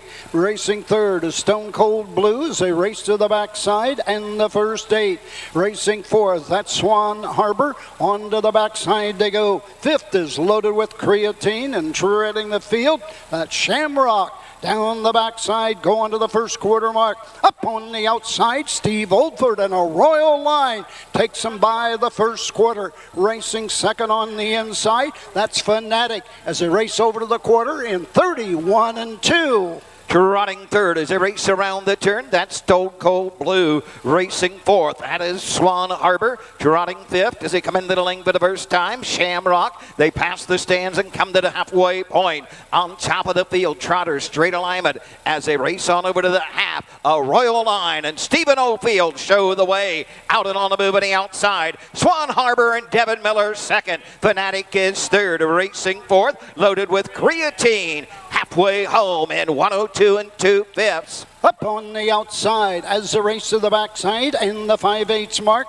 Here comes Loaded with Creatine on the move. Racing at the pylons, that's Shamrock. Down the backside, Ostride, Swan Harbor. Go on to the 3/4 mark. The leader is a Royal Line and Steve Oldford by a length and a quarter. Right there, second is Greg Luther and Fanatic. Racing third on the inside, Stone Cold Blue and Randy Smith as they race over to the 3/4 in 1:32-4. Fourth on the outside, loaded with creatine as they race around the turn. Racing fifth, Swan Harbor. Trotters come to the top of the stretch. A Royal Line has the lead with less than a 16th to trot. It's a Royal Line coming at him on the outside with every stride as they come to the line. Fanatic, but on the line, a Royal Line. The mile, 2:01, 2/5. So 2:01 in 2 for your winner. A Royal Line in Stephen Oldford, trained by Terry Dieters, owned by Clifford Racing of Huron, Michigan. Third win in 16 starts. Has won 2 straight. Once at the Meadows in the Amateur with Steve Oldfield, and now at the Great Dark County Fair with Steve Oldfield. Greg Luther took the early lead, but Steve Oldford wasn't content to sit behind him and went by him as they went by the quarter in 31 and 2.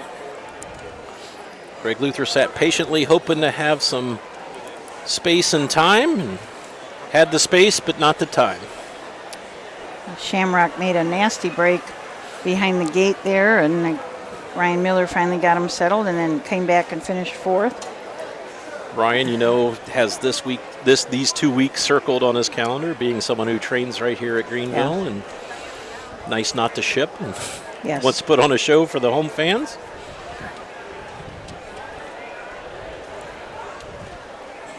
This a Royal Line and Steve Oldford. This is a big red trotter.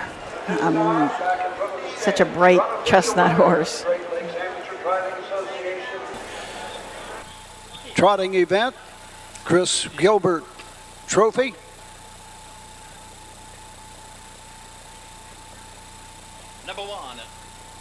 Number one, a Royal Line.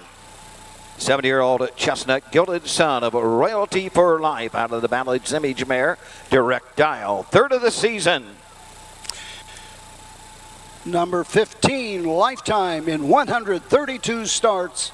Earnings now in excess of $172,000. The mile, 2:01, 2/5.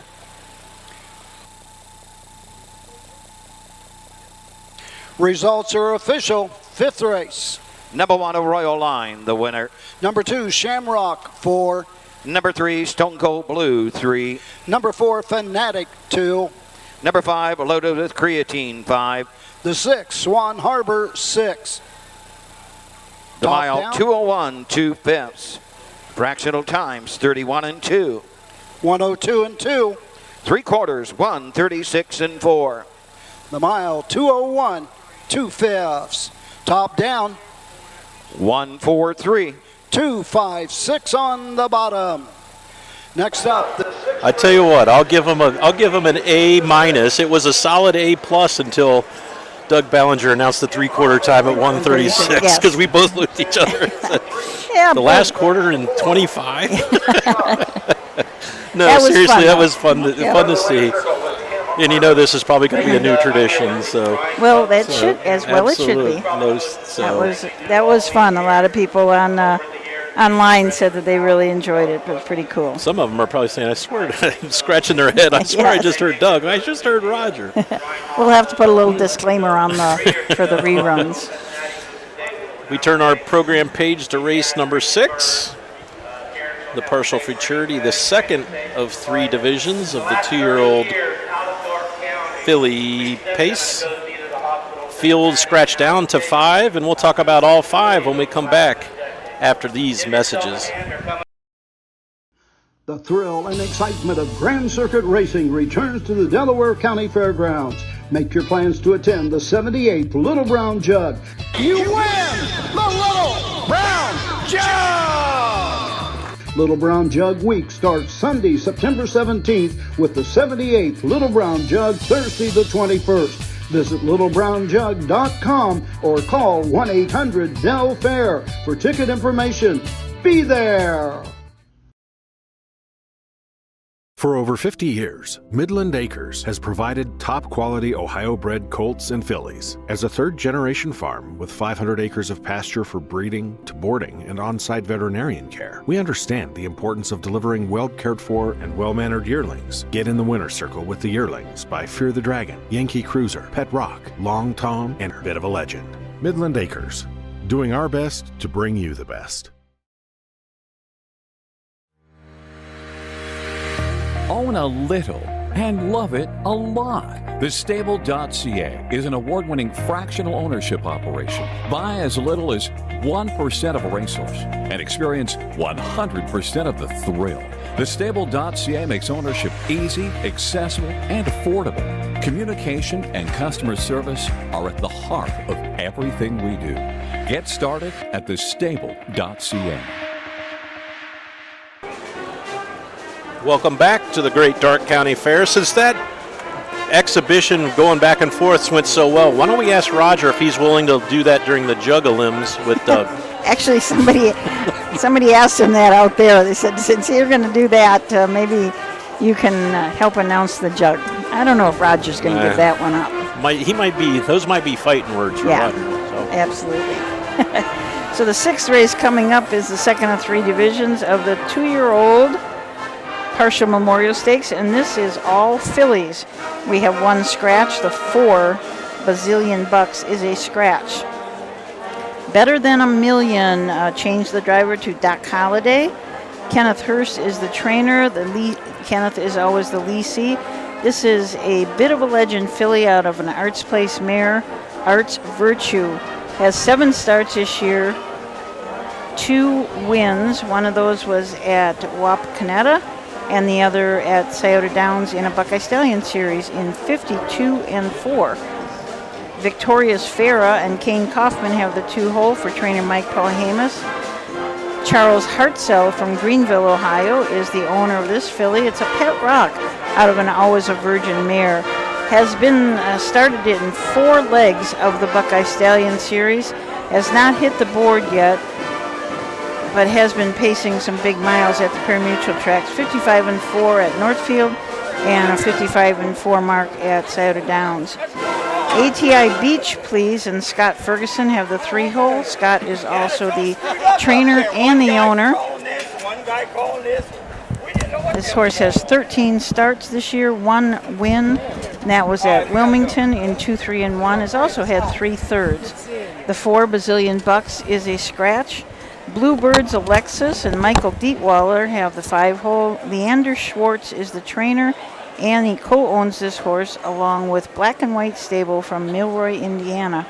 This is a JK End of an Era out of a Shadow Play mare. Just has had 1 qualifier at Hoosier Park.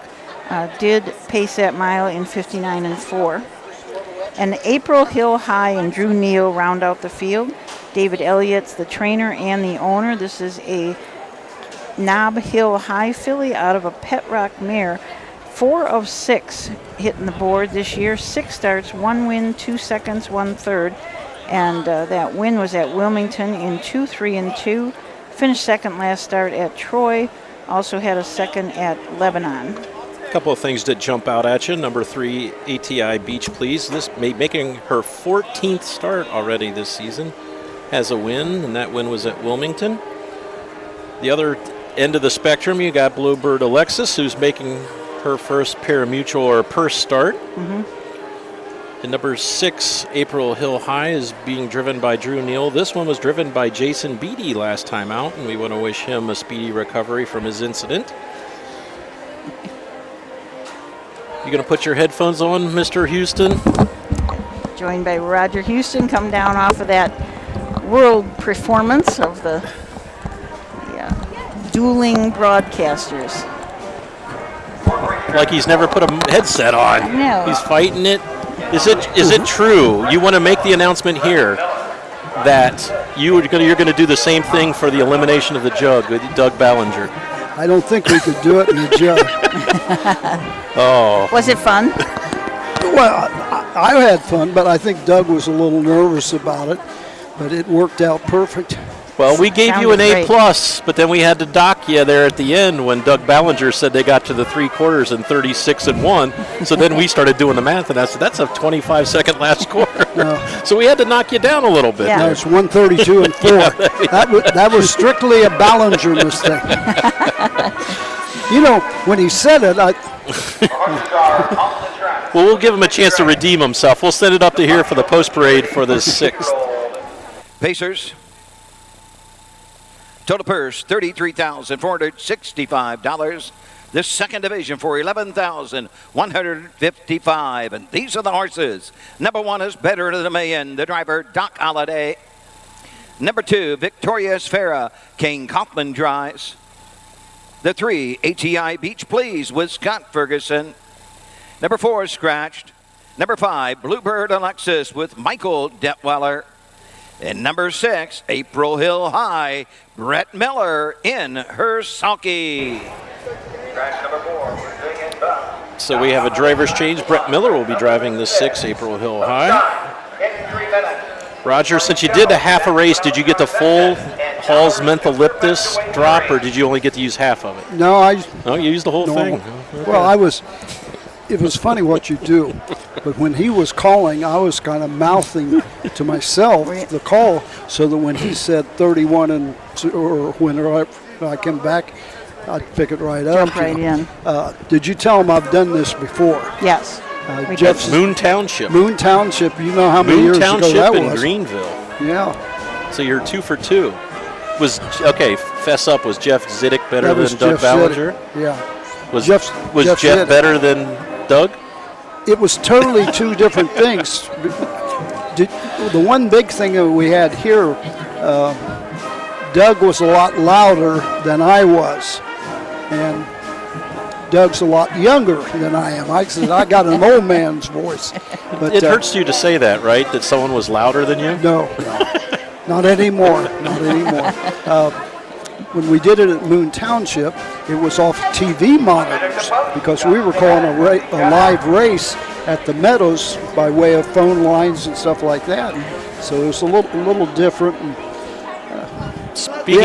it was fun. Speaking of a little different, you recently got back from racing in Wales. Mm-hmm. That is your 8th, I'm guessing. Ninth straight year to go to Ireland/Wales. We didn't go the one year because of COVID restrictions, but actually my first trip over there was in 2009 when I went to Wales at Tregaron to announce a world record mile on the turf. So all the races are on turf, or they have the dirt track as well? That was in 2009. Okay. Ever since it's been on dirt tracks. Yeah. So I'm headed to Europe on Saturday. Have you ever announced in Budapest, Hungary? No. If I get a chance to announce a race in Budapest, Hungary, I would have one up on you, Roger? Yes. That's my mission now. I'm going to the races in Budapest on Sunday of Labor Day weekend, but it's not Labor Day over there because they don't care what Labor Day is. But I convinced my wife if I've got to go on art tours and food tours, I get to go to the races one afternoon. Don't forget all those food tours. You won't be hungry. Hungry and hungry? Hungry and hungry. So have you ever announced in Austria? Mm-mm. And you've never announced in Prague, Czech Republic? No. So I could have been 3 up on you. Well, no, because there's tracks in each city, but they're not racing when I'm there. I would still have you 8-3. Helsinki, Finland, Oslo, Norway, Oxvalla in Sweden. Bless you, by the way. I thought Oxvalla. I thought you were coughing. I'm sorry, Oxvalla. Boy, we don't get much respect. We got a stand-up comedian here. A fan in the crowd brings him a drink, and we're like sweating profusely, and then she just brings him a drink. Yep. Wow, that's respect. Good friend of mine. Okay. Emily Hayes sent peanuts up to us. You want some peanuts? Oh, that's bad luck. Not for me, it's not. Never eat peanuts during a broadcast. Why is that? You don't. Oh. Horse owners never eat peanuts. We've heard that. On race days. Yeah. Announcers, the same thing. Okay. Huh. Any other superstitions we don't know about that we've been breaking for year after year after year? We have. I actually do not have a single superstition that I know of. that you're willing to admit. I do have a routine that I follow. That's understandable. I mean, look at all the Hall's cough drops Exactly. I carry around. So I was announcing with, or I was broadcasting with Frank Froz, and he had a jacket, and he says this was Roger's jacket during the freshman focus, and he opened it up and he pulled out a bunch of Halls out of the pocket. So it was kind of evident who it belonged to. But I left that jacket with Frank because one time I came over and I forgot to bring a jacket, and I think it was about 38 degrees or something. You guys did do some cold freshman focus. Mm-hmm. You did some cold freshman focus. We sure did early on, I'll tell you. Field of 5. 3-year-old Philly Pacers for the Doc Parshall Memorial scratched down to a field of 5. Number 4 Brazilian Bucks has been withdrawn. They're behind the Wilkenberg starting gate. We'll send it up to the 50-year announcer here at the Greenville Fair, Doug Ballinger.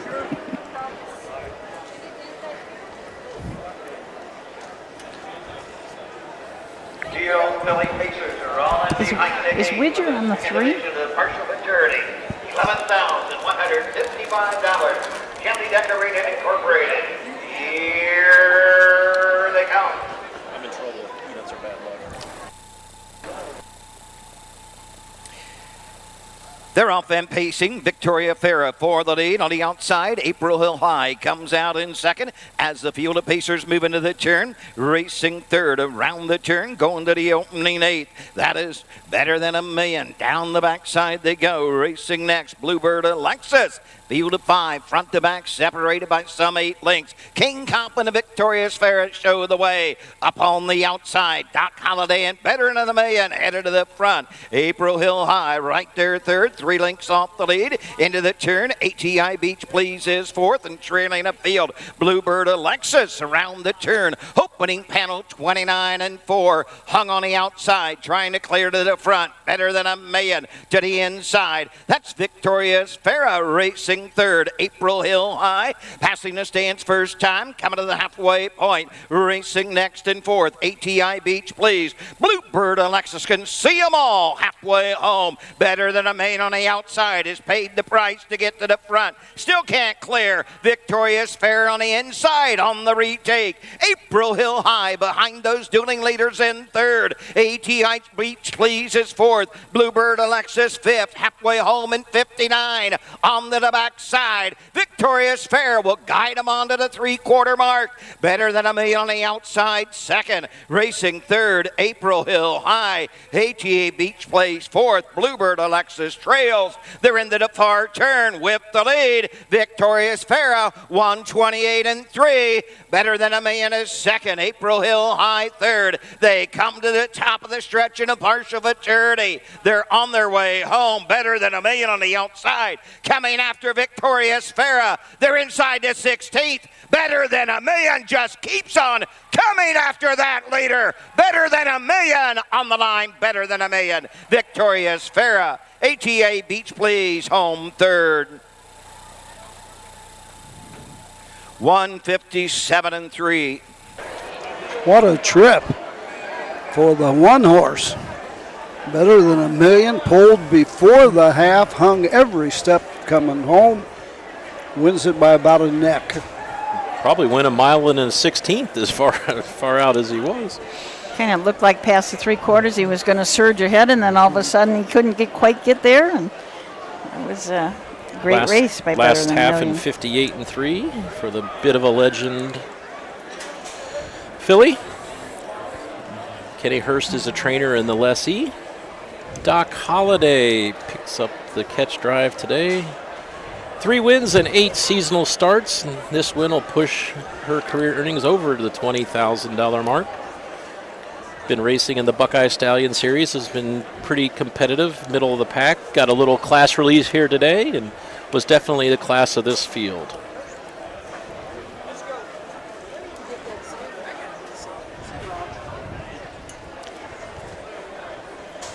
It's interesting that Better Than a Million has had 5 or 6 different drivers in her last 6 starts. That's the sign of a mighty nice horse. Ronnie Gillespie picked up a win 3 back at Wapaw. And Doc Holliday picks up a win here today. Aaron Merriman had a win at Scioto Downs. You wanted the second division. Horse Maturity for 2-year-old Philly Pacers. This division, $11,155. Jaffe Decorated Incorporated blanket. Number 1, Better Than a Million. She's a 2-year-old bay filly by Bit of a Legend. Out of the Arch Place mare, Artist Future. 3rd of the season. Kenneth Hurst, Dayton, Ohio, the Lassie and trainer. Doc Holliday in the sulky. The mile, 157, 3/5. Better Than a Million. Doc Holliday take the second division of the partial futurity for 2-year-old Philly Pacers. The winner, 420, 320, and 260. 1-2 exact to 28.80. Quinella, $8. 1-2-3 try, 26.60. Superfecta returns $20.20.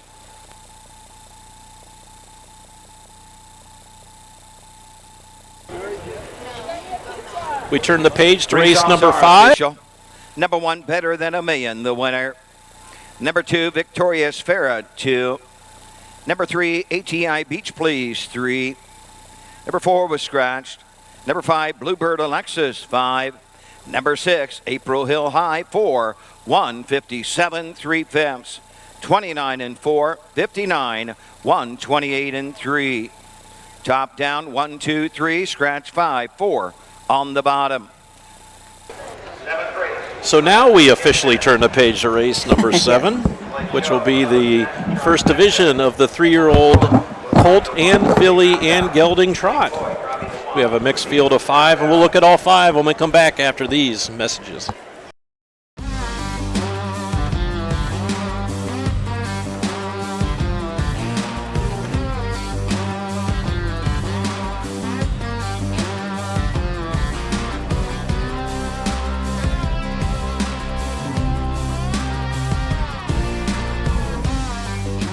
Do you want your horse to shine in the winner's circle? Feed DAC Oil. It makes a world of difference.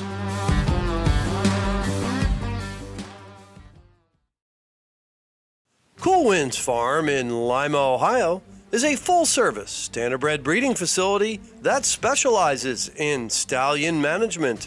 Cool Winds Farm stands the popular Dancin' Yankee, whose first crop of 2-year-olds are now racing. Cool Winds also welcomed Western Fame to their stallion barn, who won nearly $2 million competing against the best pacers of his generation.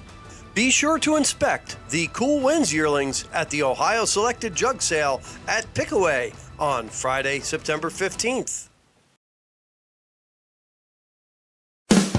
With more than 300,000 horses in Ohio, the economic impact of the equine industry in the state is over $2.8 billion. Much of that value comes from standardbred horse owners, breeders, trainers, and drivers who participate in the sport of harness racing. The mission of the Ohio Harness Horsemen's Association is to preserve, protect, promote, and serve the entire standardbred industry in Ohio and beyond. To learn more about the Ohio Harness Horsemen's Association, go to ohha.com. That's ohha.com. Welcome back. Great Dark County Fair. Matt Clark behind the camera. Susan Schroeder, Jay Wolf, and the King of Rings, Roger Houston. The King of what? Rings. Lord of the Rings. Lord of the Rings. I like King of the Rings. I like that too. That's a new one. The King of the Rings. Not a boxer, but the man with the jewelry. So Roger, you've been to Lima this week. Had made a pit stop at Salina to the Ballinger Estate, Greenville. What's next?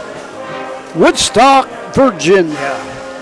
The Shenandoah Mountains, most beautiful sight in the world. If you ever get a chance to go down. Whoa. No, Jug Day morning is not the most beautiful sight.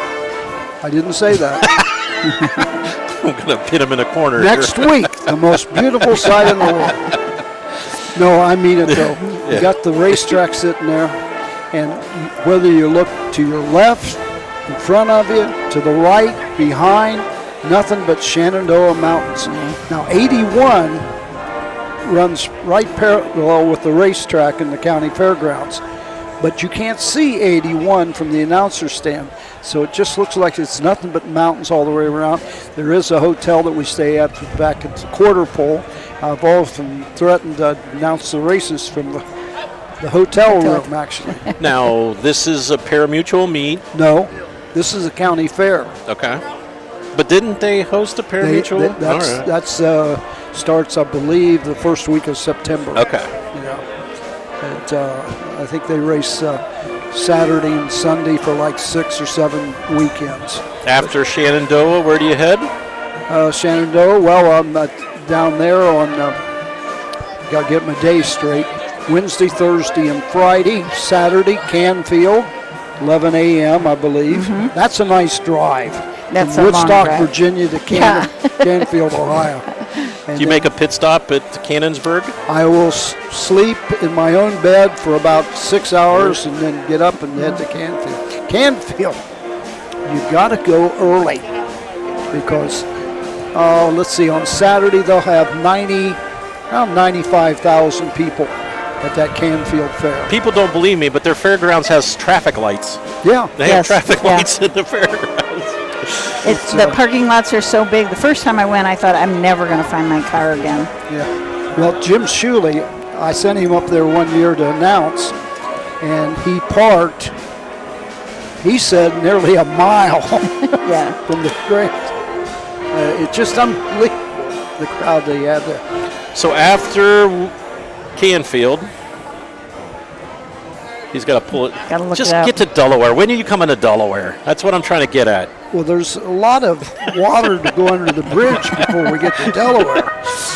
There is a lot of water. There's also 5 horses on the track and parading the post here for the 7th race. And Matt left us, so I'm not sure what button I hit. I think you just move the camera. You don't have. He's got it on. So. Yeah. Here he's coming back. Oh, thank goodness. You scared. Yeah, you scared us. Scared Jay. Have no fear. Matt Clark is here. Yes. Lines are long. Wager now.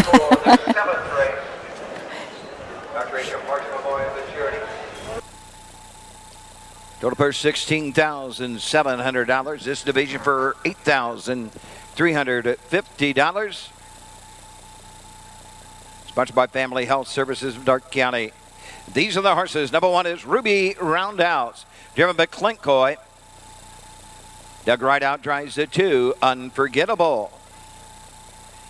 Number 3, Cruise on Dover, driven by Brett Miller. 4, Rose Run Yowza, Sandwicher driving. And number 5, Edge of Rejoicing, Michael Detweiler in the sulky.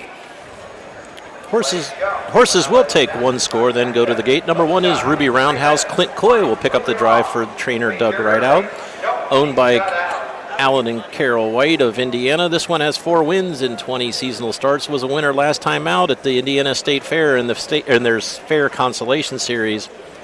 Number 2 is Unforgettable. Doug Rideout will drive and train, owned by Julie Rideout, Alan White, and Dave Gamble. This one has 4 wins in 15 seasonal starts. As winner 2 of the last 3 was 6th last time out at the their State Fair Championships.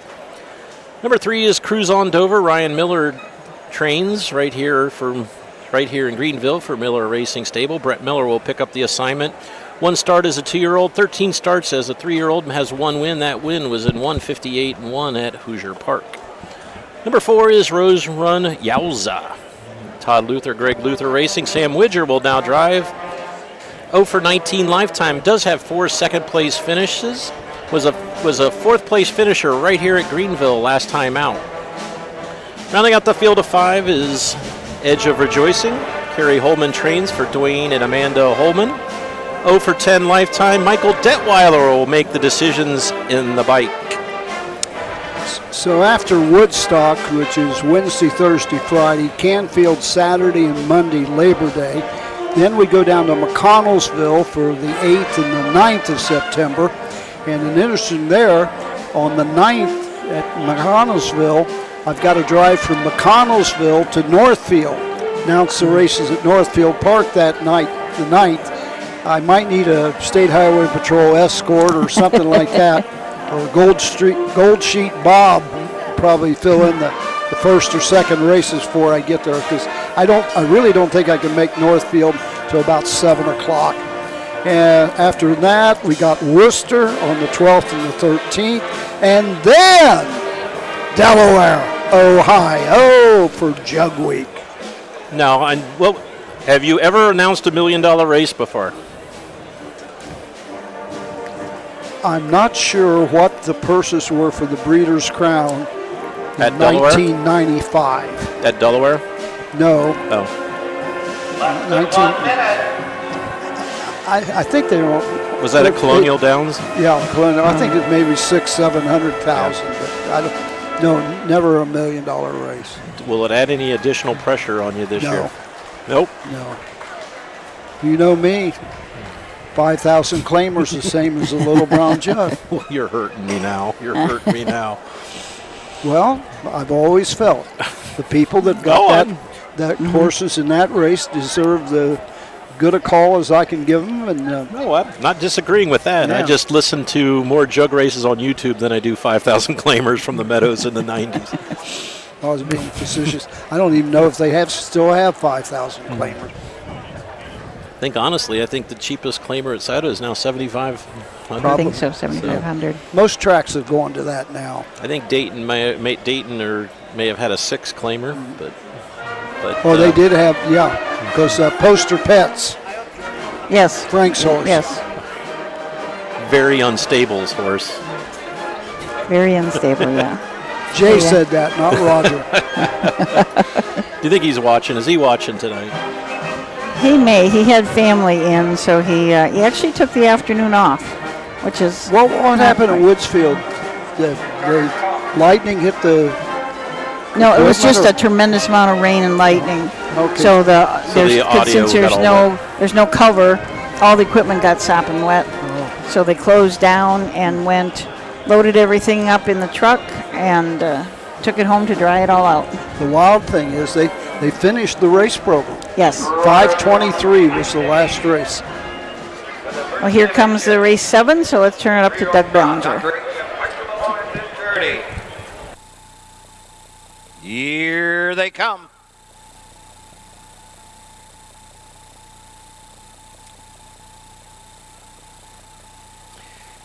They were off then trotting. Ruby Roundhouse for the lead between horses. Unforgettable. Cruise on Dover on the outside as they race into the turn. Rose Run yells at the outside 4th. Edge of Rejoicing, the Early Trader 5th at the opening 8th. Down the backside they go. Brett Miller and Cruise on Dover up on the outside. Ruby Roundhouse gives way 2nd. Racing 3rd. Rose Run Yowza next in 4th is Edge of Rejoicing and trailing the field. Going on over to the opening quarter. That is Unforgettable. On top of the field, Cruise on Dover leads the way. Ruby Roundhouse sits the pocket in 2nd. Racing 3rd, Rose Run Yowza. Edge of Rejoicing is next, and Unforgettable trails the field by the quarter. 32 2/5 into the lane first time. Coming to the half, it's Brett Miller and Cruise on Dover with the lead by a length as they pass the stand for the first time. Ruby Roundhouse is 2nd. Here comes Sam Widger and Rose Run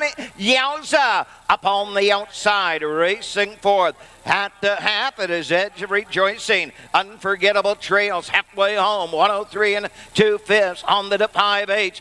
With the lead, Cruise on Dover. On the outside, Rose Run Yowza puts ahead in front. Ruby Roundhouse, but battling back, Cruise on Dover. The battle's on, stride for stride, down the backside. Brett Miller and Cruise on Dover. Rose Run Yowza, Sam Widger on the outside. Up the inside, Ruby Roundhouse. Edge of Rejoicing 4th. Unforgettable is 5th. 3/4, 132 2. Around the far turn, Cruise on Dover has the lead. Won't go away. Rose Run Yowza is still there and still coming after the leader. Cruise on Dover. Rose Run Yowza. Down the stretch a trot. It is Cruise on Dover coming to the line. Brett Miller. Cruise on Dover. Brett's 3rd of the evening. Ruby Roundhouse 2nd. Rose Run Yowza home 3rd. 201 2/5. Brett Miller. 9,996. Mathematically still very possible to get 10,000 tonight. Has he got four more drives? I believe so.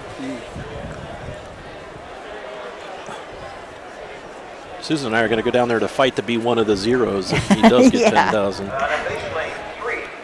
You know, the one thing that drivers hate more than anything else is the countdown. Yeah. Yep. Dave Pallone always told me, don't you dare start that countdown any sooner than 5. Well, it seems like as soon as you get, they get kind of stuck. Well, you know, Aaron Merriman's on the countdown too. 14,981. He needs 19. We'll talk a little bit about that after the break. We'll talk about your thoughts on Dave Pallone ever being caught. A lot of people say the only person that could catch him would be Aaron Merriman, and we'll talk about that when we come back. Well, let's put it this way.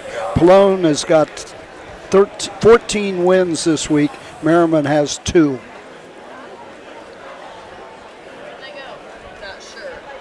I'll defend Aaron Merriman by saying Northfield's closed this week. That's true. No, I'm not arguing. I'm not for or against it. I'm just saying Northfield's closed. He was driving at the Meadows, though. Yeah. But driving here tonight is one Brett Miller. Picks up his 3rd win of the evening for trainer Ryan Miller from right here in Greenville. No relation. No relation. So there's the first 9. There's the second 9. Then there's another 9. And it's not... It's 6. Oh, there it is. Okay. I thought she had another 9. It's an upside down 9. Brett Miller gets his 3rd. The wildest thing. His 9,000. Had a flat tire Sunday night. Winning drive. He probably lost 2 wins Sunday night. He didn't able to get here. 201 2/5. 2 of the horses he was scheduled to drive won. Oh.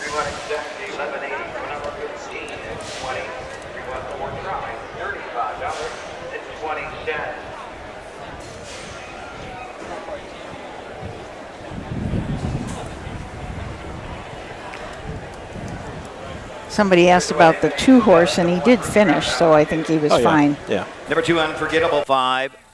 3, Cruise on Dover, the winner. Number 4, Rose Run Yowza 3.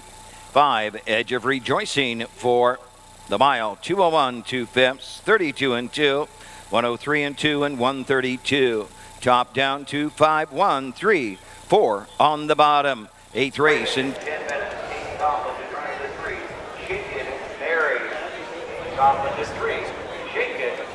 Next up is the 8th, the Arnie Almahurst Open Trot for $20,000. 1 driver's change. Kane Kaufman will now have the assignment behind the 3, Shake It Mary. Field of 6. We'll talk about all 6 when we come back after these messages.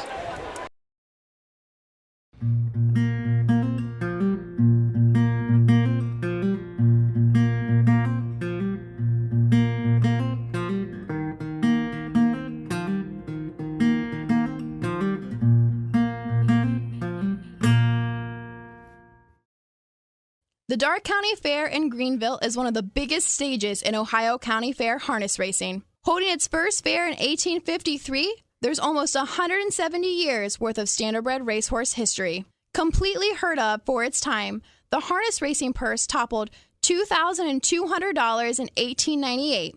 Today, that momentum keeps going as Darke County is one of the highest paying fairs in the entire state. Evident by their hosted memorial stakes, great horses and horsemen alike are legendary for Greenville. 3 Immortal Harness Hall of Fame inductees claim this fairgrounds as home. Hugh, Doc Parshall, and Gene Regal were both well-established trainers. Between the 2, they won a combination of the Hambletonian, Breeder's Crown, Adios, the Countess Adios, Kentucky Futurity, Messenger, Jugette, and the Little Brown Jug. Regal also trained the 3rd Harness Hall of Fame inductee, the Immortal Trotter, Arnie Almahurst. Folded in 1970, Arnie set several national marks and won many major stakes. He sired outstanding colts such as Florida Pro and Ardun, who set a world record in 154. The Darke County Fair is a member of the Ohio Colt Racing Association.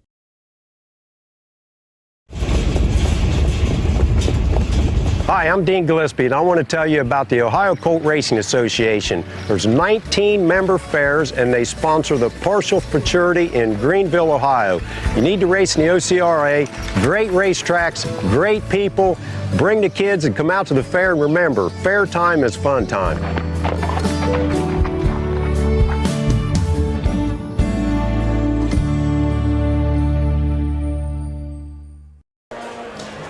Welcome back to the Great Darke County Fair. We're midway through our cards, so let's take a quick recap of the first half of racing. Race number 1 was the Partial Memorial for 3-year-old Pacers. Tara Pasta was the winner in a track record 153-1. Brett Miller drove for Luther Racing Stable and Todd Luther. Race number 2 was the Spring Haven Farm Ladies Driving Series Annie Oakley Shootout. Leslie Joyce was the winner with Illusionist Hanover in 157-3. Race 3 was the Partial Memorial for 2-year-old filly trotters. Was won by Stardust Volo in a track record 2 minutes flat. Brett Miller drove for Todd Luther and Greg Luther, who co-owned with Patrick Hops. Race number 4 was the Partial Memorial First Division 2-year-old Pacers. Won by Swaggy Cal and Sam Widger for Todd Luther, Greg Luther Racing.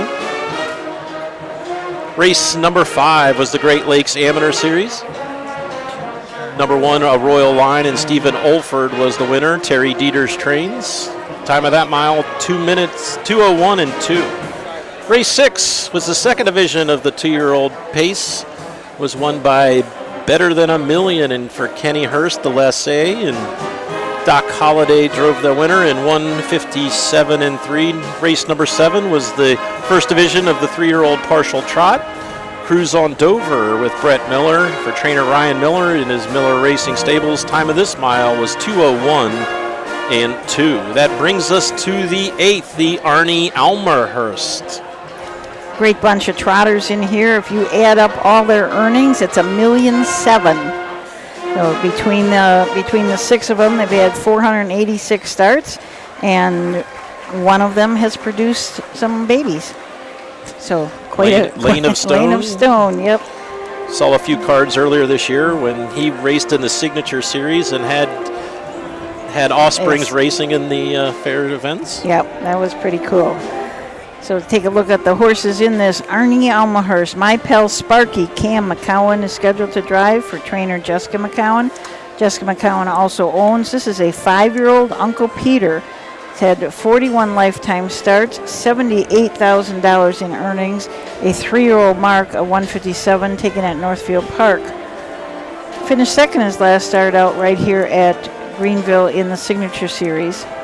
Swan Fine Lady. Chris Page is scheduled to drive, but we haven't seen him here. We haven't seen Chris at all, and he doesn't have one in the Regal, so I doubt he's here. So we will see who's driving that one. Edward Zubkoff Jr. is the trainer. Brookside Stables of Grayville, Indiana, the owner. This is a black mare, 5 years old, by Swan for All. She's had 111 lifetime starts, 36 wins, $238,822 in earnings, and a mark as a 5-year-old of 52-3. Won 3 starts back at Northfield in the open handicap in 54 flat. Shake It Mary make the driver Kane Kaufman. Sharif Kumaja is the trainer. Rush Creek Stables from Rushsylvania, Ohio, is the owner of this 7-year-old mare by Don't You Forget It. She has had 154 lifetime starts, 35 wins, $360,000 plus in earnings, a mark as a 5-year-old at 54-2 at Miami Valley. Won just 2 starts back at the Signature Series in Urbana in 59-3. My Guy wraps it up, and David Myers have the 4-hole for trainer Ted Gowron. Helen Gowron from Greenville is the owner. This is a 4-year-old mare by My MVP. 48 lifetime starts, 10 wins, 5 seconds, 10 thirds. So that's 25 out of 48 hitting the board. That's pretty good. 74,000 in earnings, and a mark as a 4-year-old of 56-1. Yo Mister and Brett Miller have the 5-hole for trainer Stacy Van Heusen. The stable Yo Mister Group from Guelph, Ontario is the owner. This is a 4-year-old by Dover Dan. 48 lifetime starts and 11 wins. $327,000 in earnings, a 4-year-old mark of 52-4. Won 2 starts back at Scioto in 52-4. And Lane of Stone, the 7-year-old horse by Wishing Stone out of Lindy Lane Mare. Lane of Stone has $676,942 lifetime. 84 starts, mark of 53-1 as a 3-year-old. Sam Widger will drive the 2, Swan Fine Lady. And here is the post parade. For the $20,000 Arnie Almahurst Open Trot, a field of 6.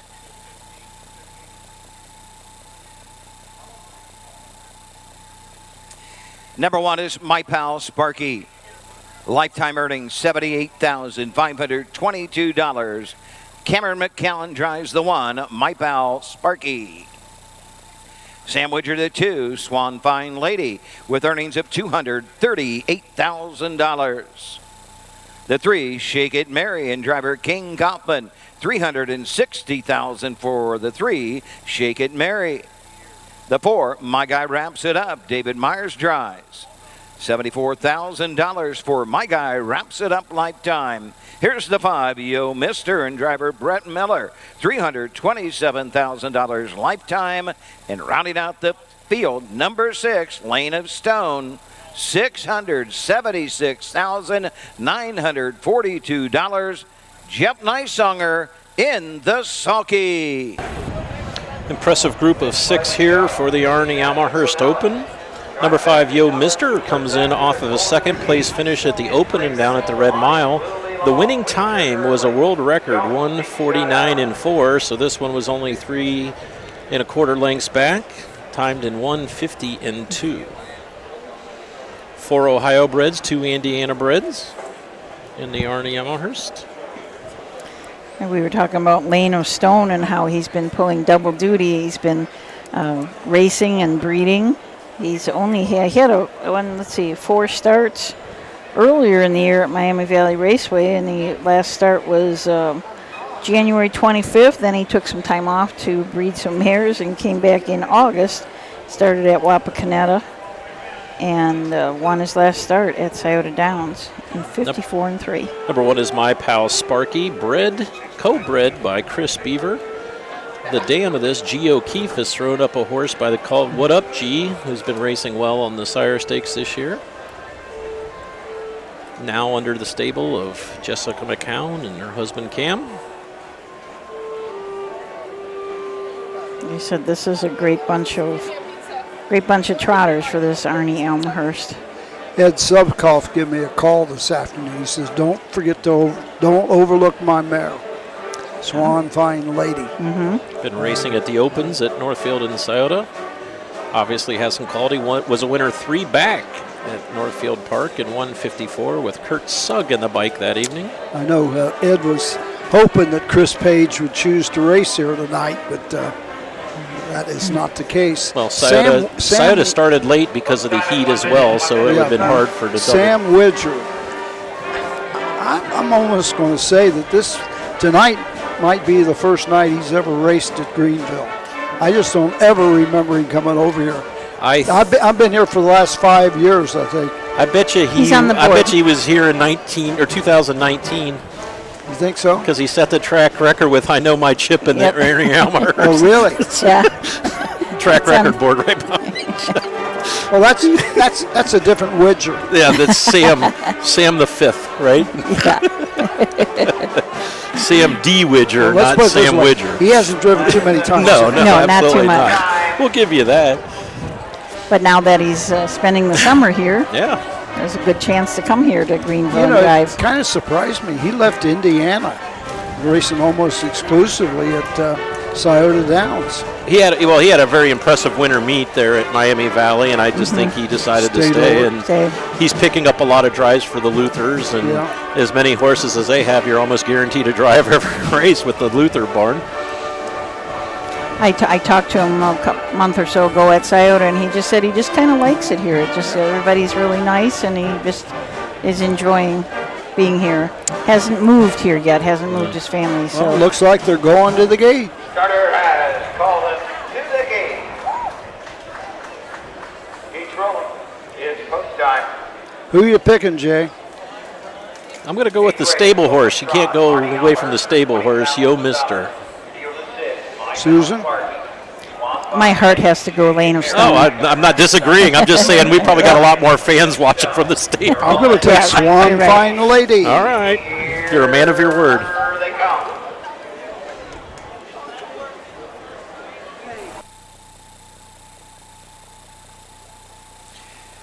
They're off and trotting. My Pal Sparky from the inside. Swan Fine Lady for the lead.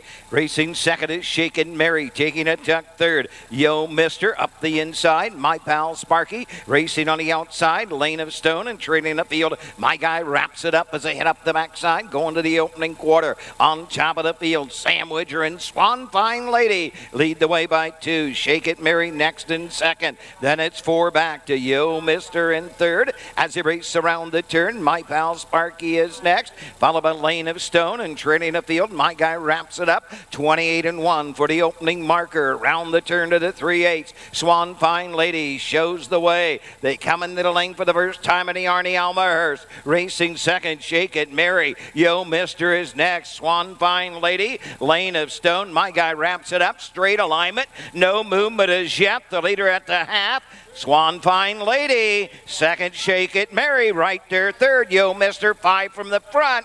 My Pal Sparky is next, 56-1 for the half. Lane of Stone is fifth. The Trader, My Guy wraps it up. Down the backside they trot. Swan Fine Lady has the lead and opens up by 3. Racing second, that is Shakin' Mary. Trotting third, Yo Mister. And here comes Brett Miller. And Yo Mister on the outside, closing in with every stride. Into the far turn, Swan Fine Lady. Yo Mister is only a length away.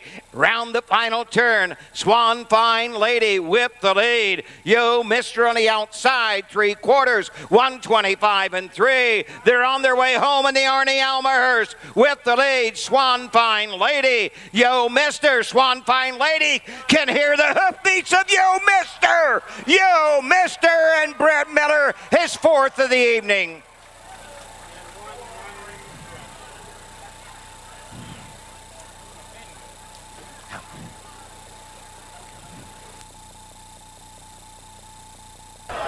$9,997.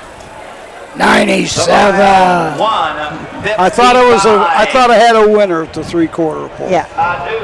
Took a track record to beat you, though, Roger. Did he break the track record? Track record, 155 for Yo Mister. So what'd they go? 55? 55. I think he said 55 flat. And you know who's smiling? Brad Conrad, because he says whenever a stable horse wins, he's guaranteed more than one sale. Yes, lots of pictures. 5-2-1 is unofficial. That horse made 2 impressive moves. One to get by Shakin' Mary at the 3/4 pole. Instead of staying on the outside, decided to take a little tuck, took a little brief tuck behind Swan Fine Lady, but had plenty of kick in the stretch and drew off in a track record 155. Brett's wife, Stacy Van Hoosen, is the trainer. The stable from Guelph, Ontario, is the owner. Yeah, he does not have an overcheck. Ladies and gentlemen, back in front of the stands in track record time. 28-1, 56-1, 125-3. Home in 155. Number 5, Yo Mister. Establishes a track record for trotters here at the Darke County Fair. Previous record set by Know My Chip and Sam Widger. 155-1 in 2019.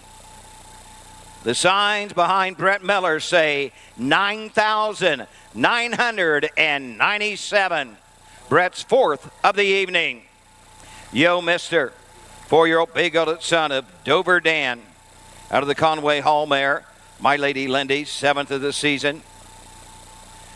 The stable Yo Mister group of Ontario-owned Stacy Van Hoogen trains. Brett Miller in the sulky. Let's give him a big hand. 155.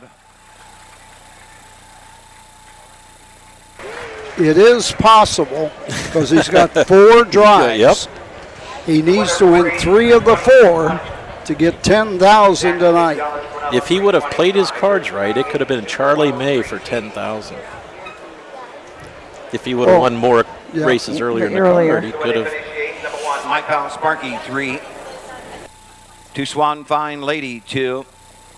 Number 3, Shake It Mary, 5. 4, My Guy Wraps It Up, 6. Number 5, Yo Mister, the winner. Number 6, Lena Stone, 4. 28-1, 56-1, 125-3. Home in 155 to establish a new track record for trotters. 3, 2, 5, 6, 1, 4 on the bottom. 9th race is next. 3 track records tonight. We might not be done. Might not. And there were 4. The first 2 nights, between Friday and Sunday, there were 4 new track records. So, really? Yeah. Which I forgot to bring with me tonight. You're forgiven. It's a long summer.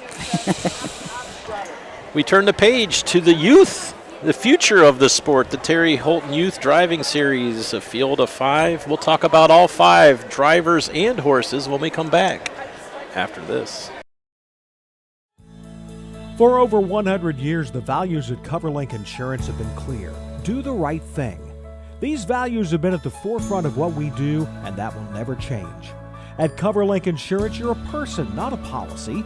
Whether you raise crops, livestock, or own the family farm, CoverLink's farm insurance can be tailored to meet your needs. Trusted advice and solutions to protect what matters most.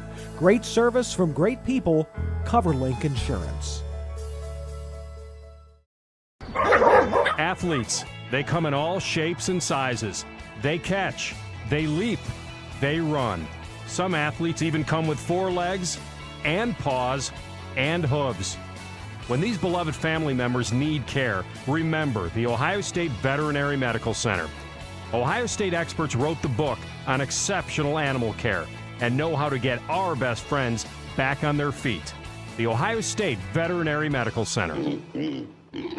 When you need supplies for your horse, one name stands out: Big D's. Since 1974, Big D's Tack and Vet Supply has been the equine experts you can trust.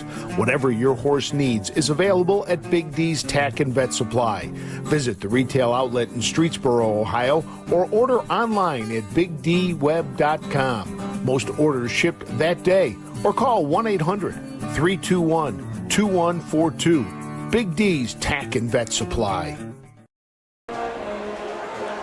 Okay, welcome back to the Darke County Fair here. Next race coming up is the Terry Holton Youth Driving Series. This is the 4th leg of the driving series. And final preliminary leg. Final preliminary leg. Yeah, so the final will be next. So this is the last leg for them to get points. Okay, yeah, last leg for them to get points. We had a first start was at Circleville, and then Washington Courthouse, Urbana, and now Greenville, and then on October 8th they'll go at Hollywood Dayton Raceway for their final. The 1-horse Chief Mate with Waylon Eubanks. Waylon is 26 years old, has his QF license, his qualifying and fair license. He's had 4 starts and 1 win. He's driving a Todd Luther trained horse Greg Luther owns. This is a Captain Treacherous. I mean, goodness. You get to drive a Captain Treacherous. And a $150,000 yearling purchase. Oh, yes. Wow. That would make you shake a little bit. This horse has 93 lifetime starts and $407,000, a mark of 150 as a 3-year-old. Waylon, like I said, he's 26 years old. He works for Todd Luther. His parents are Penny and the late Tom Eubank. Lucas Harper drives the 2 Hard Cold Cash. Larry Finn is the trainer. Chad Stone, the owner. This is an 11-year-old who's had 309 lifetime starts, $355,000. Lucas is 20 years old, has had 8 starts this year and 1 win. Christina Wyant drives Sabina's Rock out of the 3-hole. Trainer is Steve Carter. Caldwell Mammy Racing LLC is the owner. This is just a 3-year-old pet rock gelding. He's had 12 starts this year and 1 win. That was at Scioto in '57. Christina drove in the 2nd leg at Washington Courthouse and finished 3rd with a horse called Springbridge Dragon. Rockin' Sis, we have a new youth driving person, Mandy Jones. But let's go to the post parade and then we'll finish up. Horses coming to the track for the 9th race. The Terry Holton Youth Driving Series, a purse of $1,000. Sponsored by Sharps Chavern.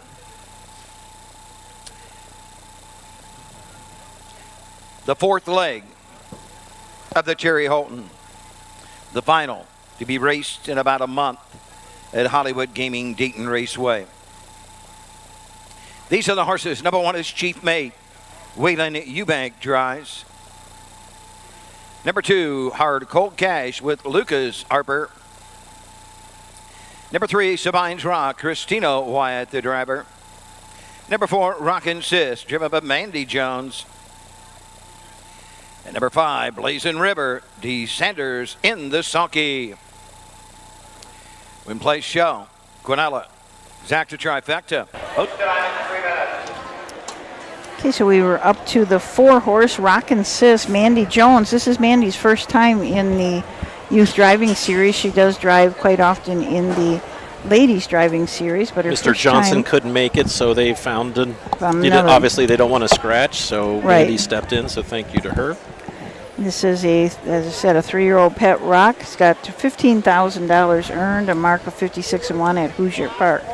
And Blazing River N, the 5-horse, will be driven by D. Sanders. D is 19 years old, and his parents are Amanda and Danny Sanders, and he came up from Mississippi to work for Todd Luther. Won the first Terry Holton youth race at Circleville in 57-1, driving this same horse, Blazing River N. And Blazing River N is trained by Todd Luther, owned by Greg Luther. It's a 8-year-old gelding who has made $210,000, has a mark of 49-1. Do you think if you had a driving record of 722, you would just say, I'm done? Yeah.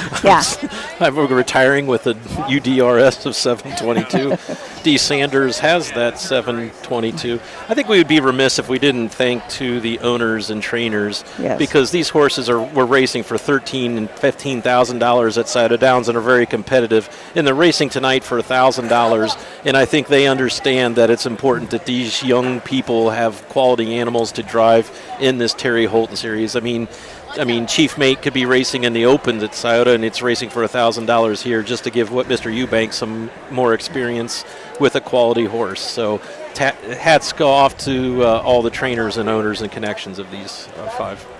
Yeah, it's really nice. 3 of these guys work for Todd Luther.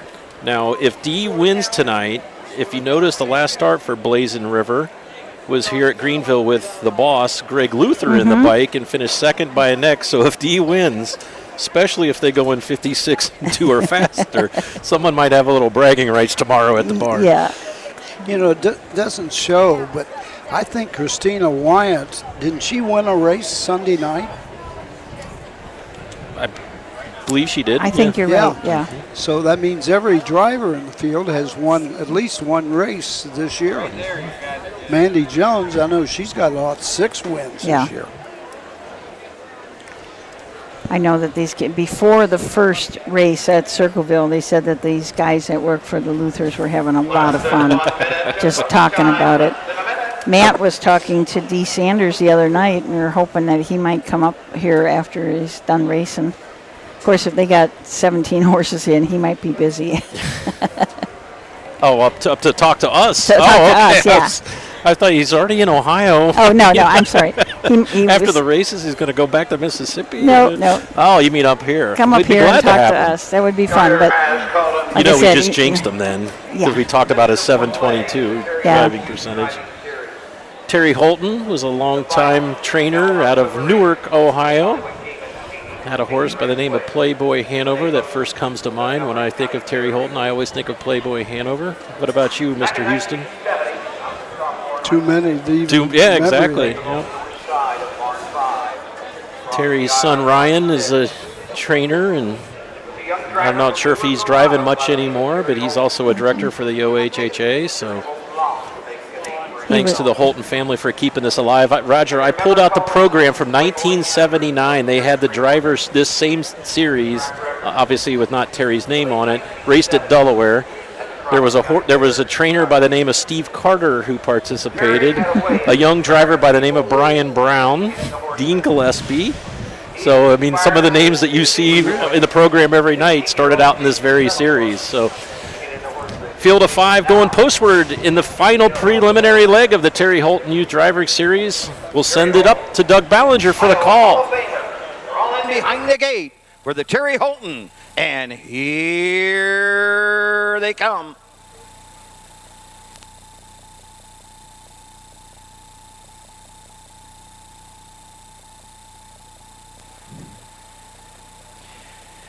They're off and pacing. That's Blazing River out for the lead. Chief Mate on the inside comes out in second as the field races into the turn. Racing third as they race around the turn. Going to the opening eighth. That's Hard Cold Cash. Down the backside they go. Racing next is Rockin' Sis and Sabine's Rock trails the field. Down the backside of the opening quarter. On top of the field, Blazing River and Dee Sanders show the way. Chief Mate is second. Hard Cold Cash third. Rockin' Sis racing fourth, and way back Sabine's Rock trails the field by the opening quarter in 29-1. Round the turn to the 3/8 they go. Blazing River has the lead and has it by a length. Chief Mate racing second. Racing third, Hard Cold Cash. Fourth is Rockin' Sis. Sabine's Rock trails the field. Passing the stands first time in Terry Holton. They come to the half. It's Blazing River by a length. Chief Mate right there second. Racing third, Hard Cold Cash. Rockin' Sis is fourth. Sabine's Rock trails the field. They're halfway home in an even 58 seconds.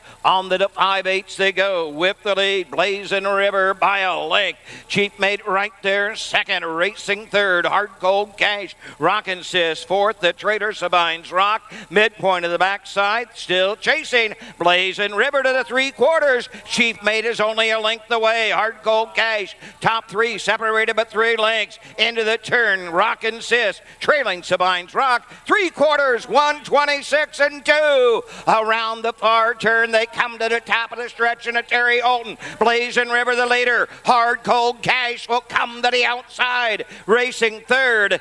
Down the stretch, Hard Cold Cash on the outside. Blazing River, Hard Cold Cash, and Chief Mate. Chief Mate coming after Blazing River. Chief Mate in the final strides.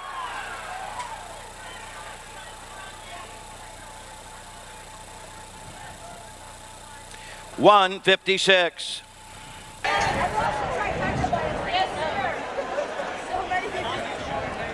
So Waylon Eubanks getting up in the last strides over Dee Sanders and Blazing River N. Nice race.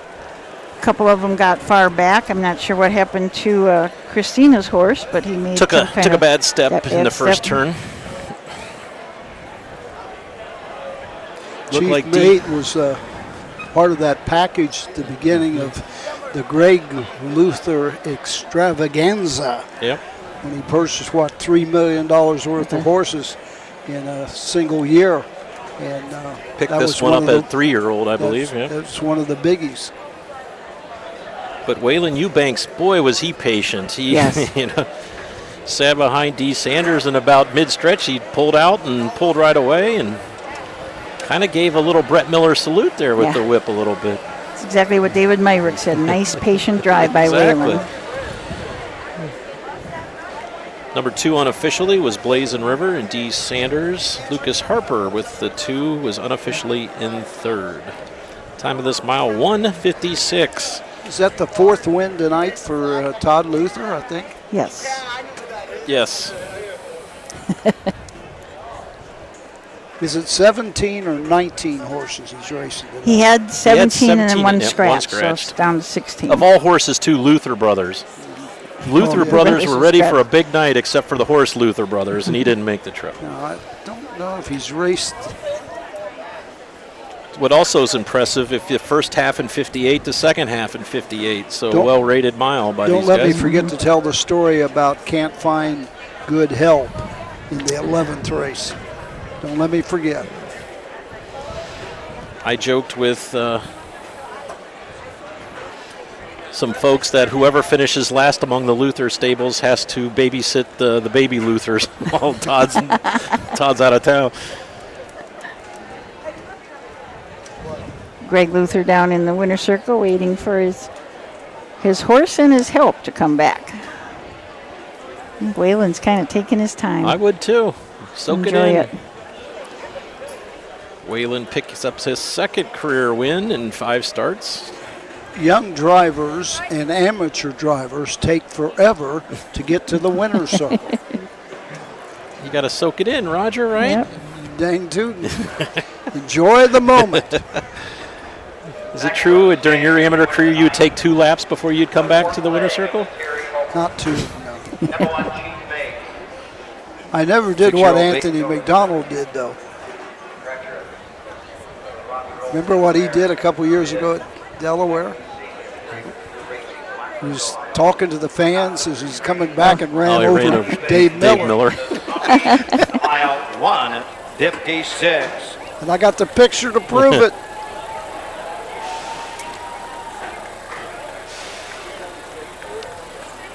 I'll tell you, Greg Luther is probably the happiest guy in the winner's circle, to tell you the truth. Langeby Sharps Chavern. Pat on the back. I think he said, don't be late tomorrow morning. Yeah. Some of the Holton family in the winner's circle. Chief Mate takes the 4th leg of the Terry Holton Youth Driving Series.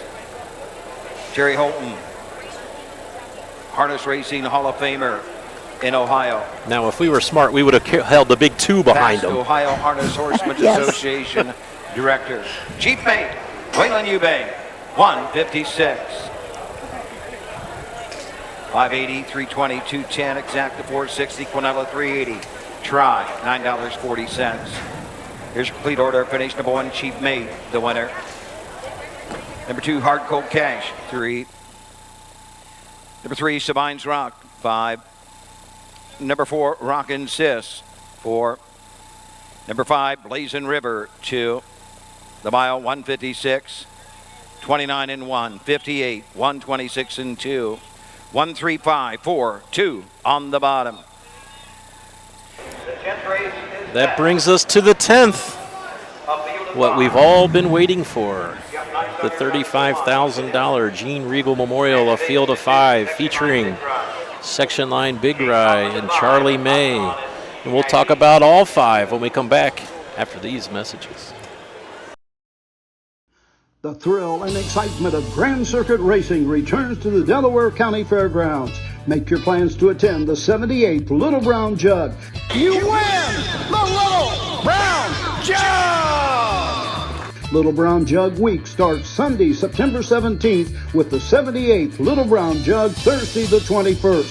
Visit littlebrownjug.com or call 1-800-DEL-FAIR for ticket information. Be there! For over 50 years, Midland Acres has provided top-quality Ohio-bred colts and fillies. As a third-generation farm with 500 acres of pasture for breeding to boarding and on-site veterinarian care, we understand the importance of delivering well-cared-for and well-mannered yearlings. Get in the winner's circle with the yearlings by Fear the Dragon, Yankee Cruiser, Pet Rock, Long Tom, and Bit of a Legend. Midland Acres, doing our best to bring you the best. Own a little and love it a lot. TheStable.ca is an award-winning fractional ownership operation. Buy as little as 1% of a racehorse and experience 100% of the thrill. TheStable.ca makes ownership easy, accessible, and affordable. Communication and customer service are at the heart of everything we do. Get started at TheStable.ca.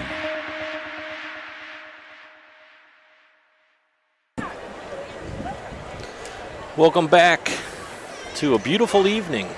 It's actually cooled down quite pleasantly, a nice breeze. Never know that it was 90. It didn't reach the temperature that they thought it was in. 91 was the high today here in Greenville. What's a heat index? That was never a thing when I was growing up. Now it's the mathematical equation between barometric pressure and moisture in the air, and I have no idea. I never pay attention to that. Matt Clark has the camera on the barn of Gene Regal, still prominently on the backstretch here at the Greenville. I was fortunate enough to be the chairman of the Little Brown Jug Wall of Fame when we inducted Mr. Regal. Have they announced this year's winner yet? This year's winner is one Robert K. Schmitz. Chairman Schmitz? Not retired. Just non-reappointed, he said. So Oh, I had to okay. write the press release. I put he retired in. He goes, I'm not retired. I'm like, okay. So Bob said he was going to listen tonight. He didn't want to go home at 2 a.m., he said, so he was going to watch tonight online. I think it is so fitting that he be honored because I've known Bob for probably 40 years or even more than that. I believe he was the lawyer at one time, the legal representative for the Delaware County Fairgrounds, or Delaware County Fair, way back in, maybe in the 80s, maybe. I know someone who also was an attorney for the Delaware County Fair, my father. Yeah. So may have been 1888 when he passed away and Bob took over. So. But Bob, been an active participant for 50 years. He bred some horses with one Jim Beakey under a 98-degree stable. Mm-hmm. Now, what's that about, Roger? I said one time on the TV show back at the Meadows, I said, what in the world is a 98-degree stable? It's the Masons. Yes, and all three of them are a certain level, and if you add them up, it comes to 98 degrees. So there is some rhyme to some rhyme to the reasons. So, but you forget that Mr. Schmitz was chairman when video lottery terminals were introduced to the racinos, and that was a big thing. Major. Yeah. We'd be like our friends to the north racing for purses like that, and only one pari-mutuel track left in the state of Michigan. But thanks to his hard work, we also, during his tenure, we opened 2 new harness tracks. We opened Miami Valley and Dayton Raceway and during his tenure. So he will be honored Tuesday night in the log cabin in his ceremony, and where we will also be honoring 3 other folks. One of them is Mr. Dave Brower, one of our colleagues that we lost unexpectedly and way too soon. He was the voice of the Jug simulcast show for a number of years. He'll be introduced as our Neville Award winner this year, and his sister Laura is coming in from New Jersey, and she, before we even announced that to her that she was winning, she goes, well, I was going to come because he always talked about Delaware, and I want to meet the people that he talked about. So we look forward to having Laura with us on Tuesday night. Dave Briggs will be our recipient of the Tom White Media Award. The award honors the longtime and great publicity director for the Little Brown Jug, Tom White.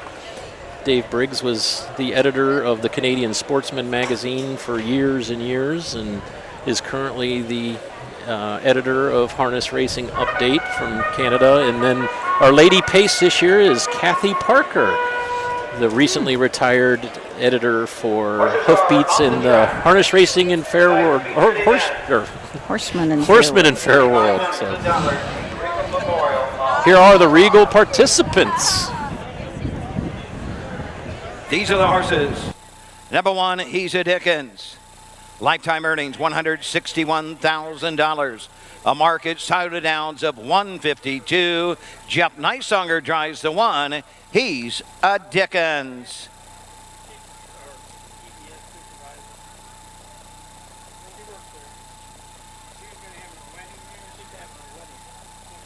Here's the 2, section line at Big Rye.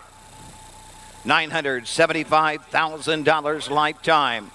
A market Hoosier Park of 148. Number 2, section line Big Rye and driver Brandon Bates. Number 3 is Charlie May, the Houghton Memorial winner this year. Lifetime earnings $1,971,000. A market to Meadowlands of 147-1. The 3, Charlie May and Brett Miller. Number 4, Denton Sancho. $131,000 lifetime. A market Sauda Downs of 150. Sam Widger drives the 4, Denton Sancho. Rounding out the field, number 5, Odds On Shaggy. $326,000, 149-2 at Sauda Downs. King Coplin driving number 5, Odds On Shaggy. Kind of an amazing group of horses, isn't it? All have won in their last 2 starts, so they have all been right there. Total earnings for this field, $3,566,000. I just round up to 3.6. It's so much easier. 3.6, you're right. Number 1 is He Is a Dickin'. Jeff Nyesonger will drive for trainer Tyler Cook.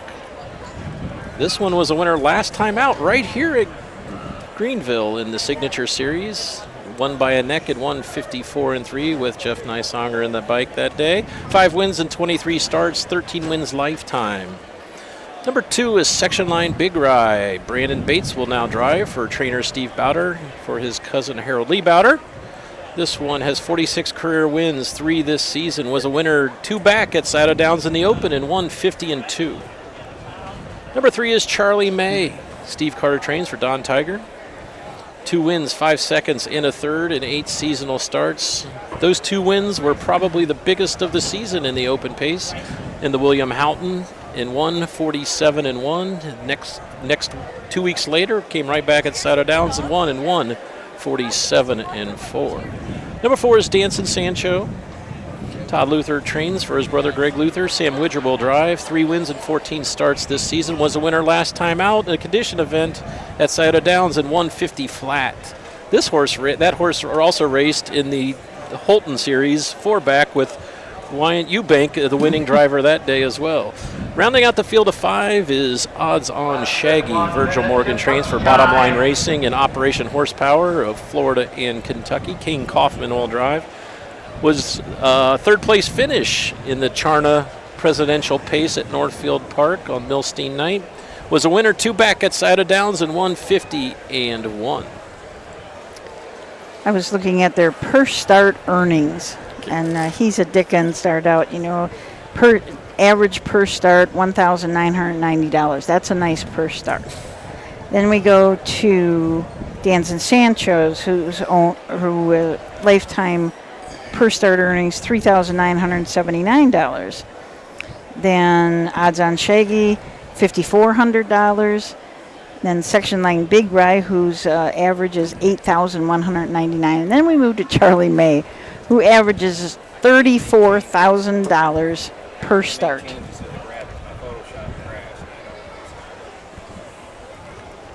What was that? I'm sorry. Charlie May, average per start $34,591. It's the Tiger ATM right there, right? Yes, absolutely. Every start, $35,000.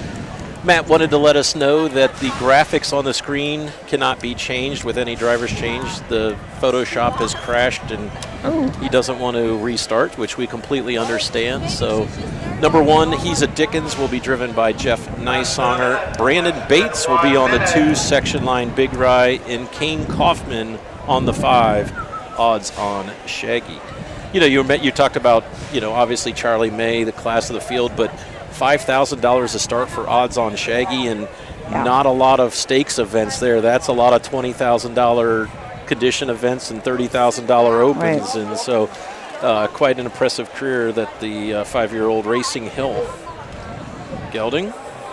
Racing Hill back in training and participating. I just wonder if they'll put him back in stud because there's been a lot of Racing Hills win of late. Do well. Yes. And it's great to see. We see a lot of horses that were breeding and racing simultaneously. They just have to stay in the state, so unfortunately they can't go out of state to race. I know Catch the Fire was doing that with Joe McLeod and Sugar Valley Farms. They would bring them to the Delaware County Fairgrounds and let them train, and then later that day take them back up and collect. So Don Tiger is here from Cannonsburg, Pennsylvania. He said he's going to get home around 3 o'clock in the morning.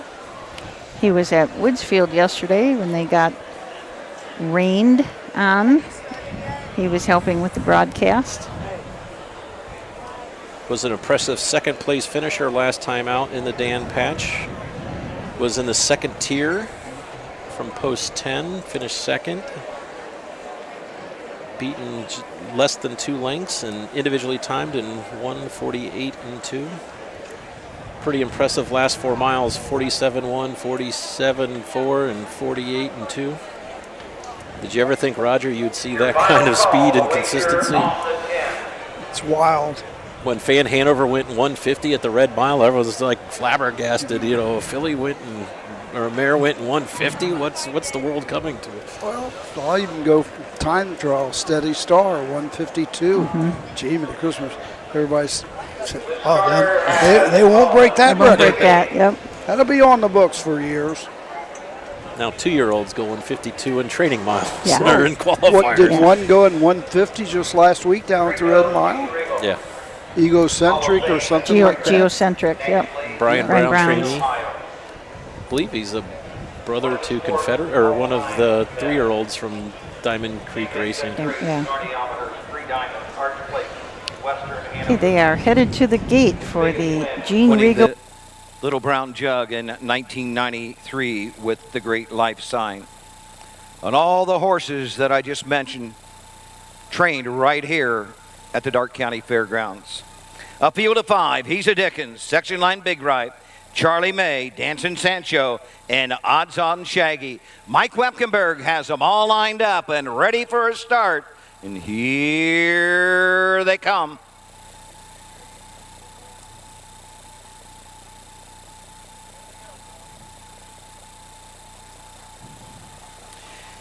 They're off and pacing that section line. Big Rye for the lead from the inside. He's a Dixon's. Charlie May comes out in third, racing fourth into the turn. Dancing Sancho. Odds On Shaggy trails the field down the backside, going to the opening quarter. He's a Dickens and Jeff Neisonger have the lead. Up on the outside, section line. Big Rye. Brandon Bates headed to the front. Charlie May is 5 off the lead. He's in third. Dancing Sancho is fourth. Odds On Shaggy is fifth as they circle the turn by the opening quarter in 26 and 3. Up on the outside, section line, Big Rye trying to clear. He's a Dickens. Charlie May is third behind those dueling leaders. Dancing Sancho fourth. Odds On Shaggy trails the field. Coming on over to the half. Section line, Big Rye finds a pylon at the half. Racing second, He's a Dickens. Here comes Brett Miller and Charlie May. Halfway home in 53 seconds. They're on their way to the 5/8. On the outside, Odds On Shaggy, Dancing Sancho, and Charlie May and Brett Miller. On to the backside in the 3/4. Charlie May by 3, 4, 5 lengths. He's a Dickens is second. Section line, Big Rye, Odds On Shaggy into the far turn by the 3/4. Charlie May and Brett Miller have him by that mark. 1:21 and 2. Around the final turn, they're on their way home in the Gene Regal. It's Charlie May by 8, 10, 12 lengths. They're off the turn, coming to the line. Charlie May has shut the door on this field.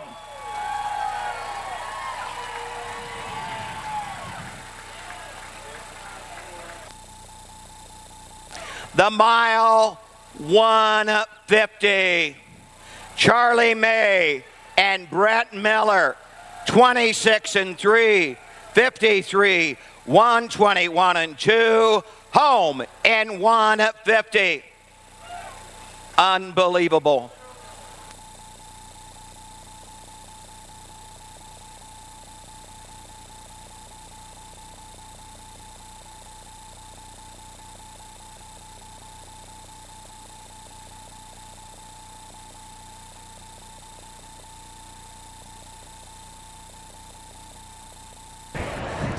It's not much you can say. No, I I mean, you know, when you shatter the track record by nearly 2 seconds, and when they were going down the backstretch the first time, I looked over at Roger and I said, they're moving. Yeah, because Charlie May was struggling to keep up and was 5 lengths behind at the quarter, but they got to the quarter in 26-2. They got to the half in 53. By then, Charlie was only about a length back and got to the 3/4 in 21-2. And the only question was by how many and how fast. Yeah. And we kind of all just sat and waited for the announcement and came in at 150 flat. Don Tiger came by us and said, I told Brett we were here to race, and they were definitely here to race. Went off, obviously, as the prohibitive favorite, 1-9. Brett Miller picks up yet another win, his 5th of the day. Steve Carter, his first training win of the day. Don Tiger picks up another track record, career win number 27 for the homebred, gelded son of McArdle. 53, 121 and 2, 150 on a county fair track. Charlie May and Brett Miller, trainer Steve Carter, owner Don Tiger, who does so much for the sport of harness racing. And I'm sure this win means so much to Don Tiger. Just about a month ago, Don Tiger and Charlie May won the $400,000 Houghton Memorial at the Meadowlands.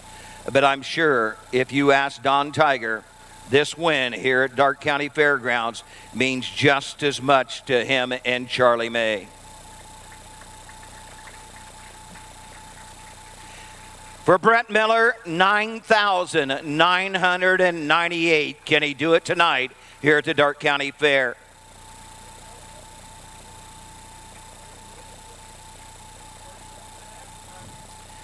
Steve Carter in the winner's circle with Brett Miller and Don Tiger.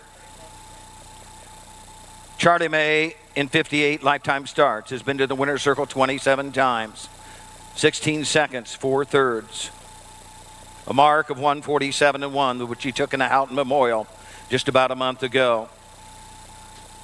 Lifetime earnings, $1,971,000 and over now with this win tonight. 150. The sign will be repainted as we broke the trot and the pace. And Brett Miller broke them both. This one with Charlie May as he wins the Gene Regal Memorial.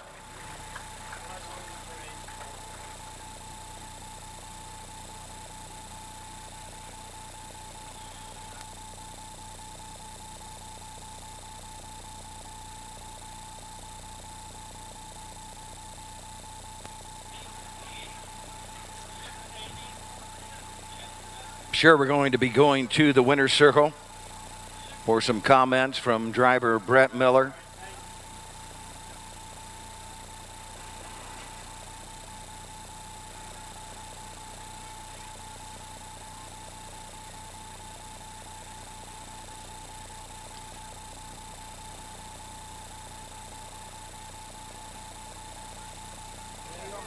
Brett, let's do this like nice NASCAR. Let's walk a little bit. We're going to walk down. So when we left out of there a little bit, you know, Jeff took a hold of the racetrack pretty good.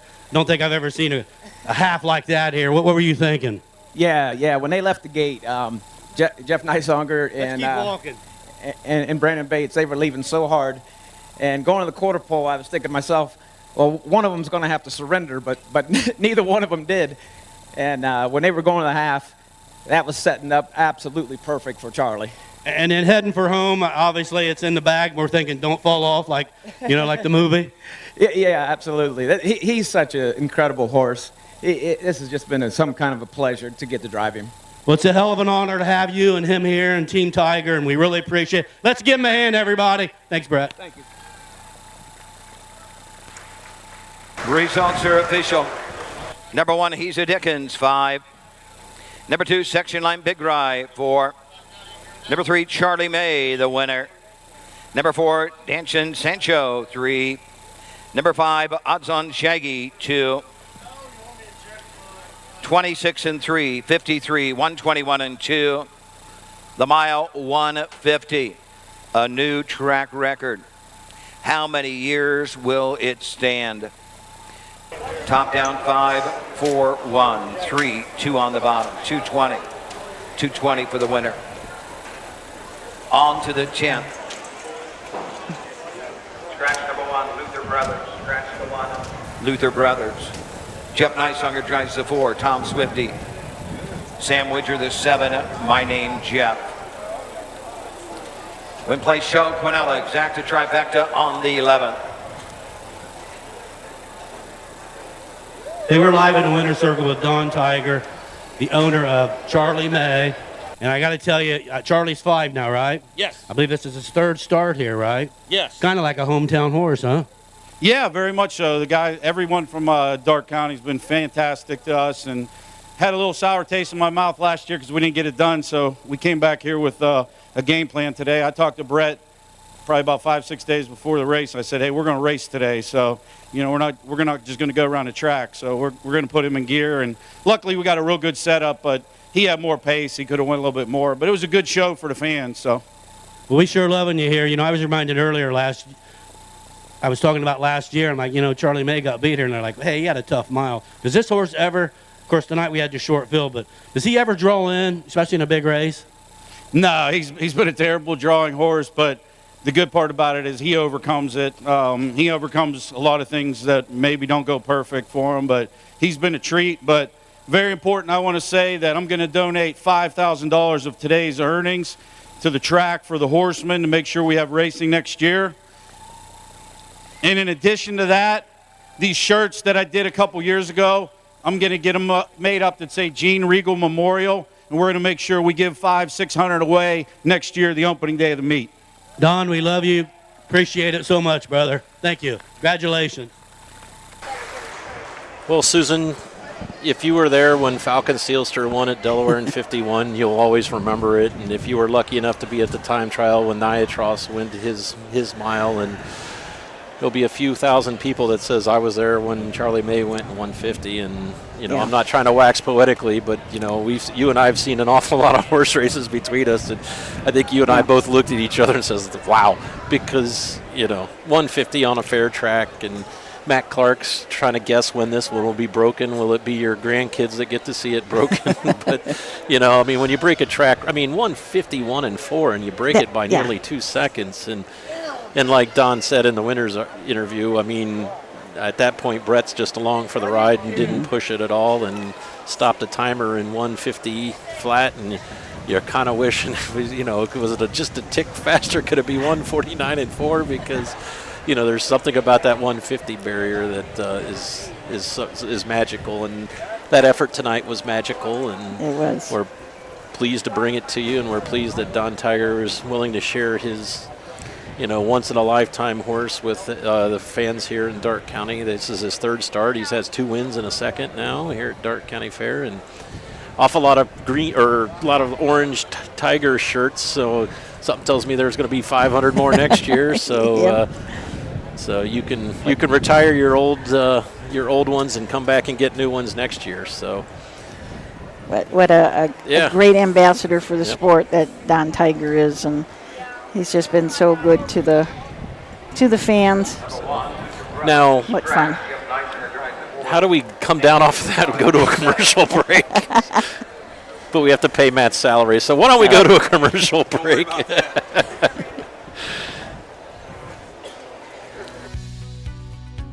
The Standardbred is athletic, strong, and sturdy. Their minds intelligent, their hearts like no other. They pour their all into every jog and race. They are warriors, they are champions, they are heroes. When their time at the track ends, it's just the beginning of a new chapter. But we must help write these stories as they transition from racehorse to riding horse. We owe it to them, the horses that give their all, to provide the time and tools they need to succeed, to bridge the gap between the track and a bright future, to find their perfect partner to help them realize their full potential. Help us help standardbreds be on the track at newvocations.org. Buying or selling a racehorse? OnGate.com is your one-stop website. OnGate has changed the way racehorses are bought and sold. Easy-to-view listings makes it easy to find your next champion. Buy or sell at OnGate.com.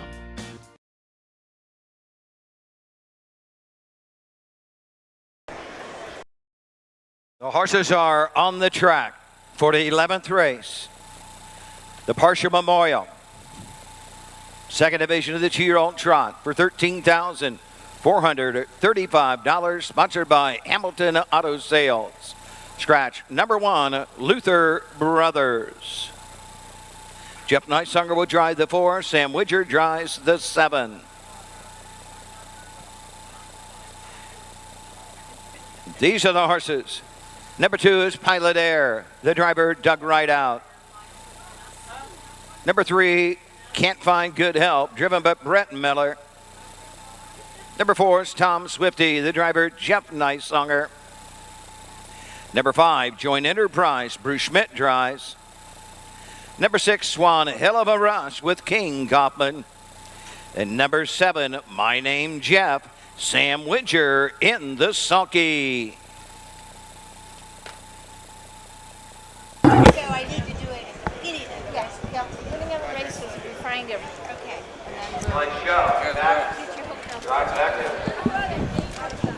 Welcome back. I don't know what else we can do for a swan song here, Roger. Can we get 10,000 wins for Brett Miller? I mean, well, the wildest thing. before you got on the air, we were talking about, you remember if you were at Delaware for Falcon Sealster, if you were lucky enough to be at Sir Nia Tross's time trial. So there'll be a few thousand fans who will never forget the time they were here at Greenville and they saw a 155. I got to speak with Brett Miller in the winner's circle, and Brett says, I never dreamed they'd go down to the half in 53.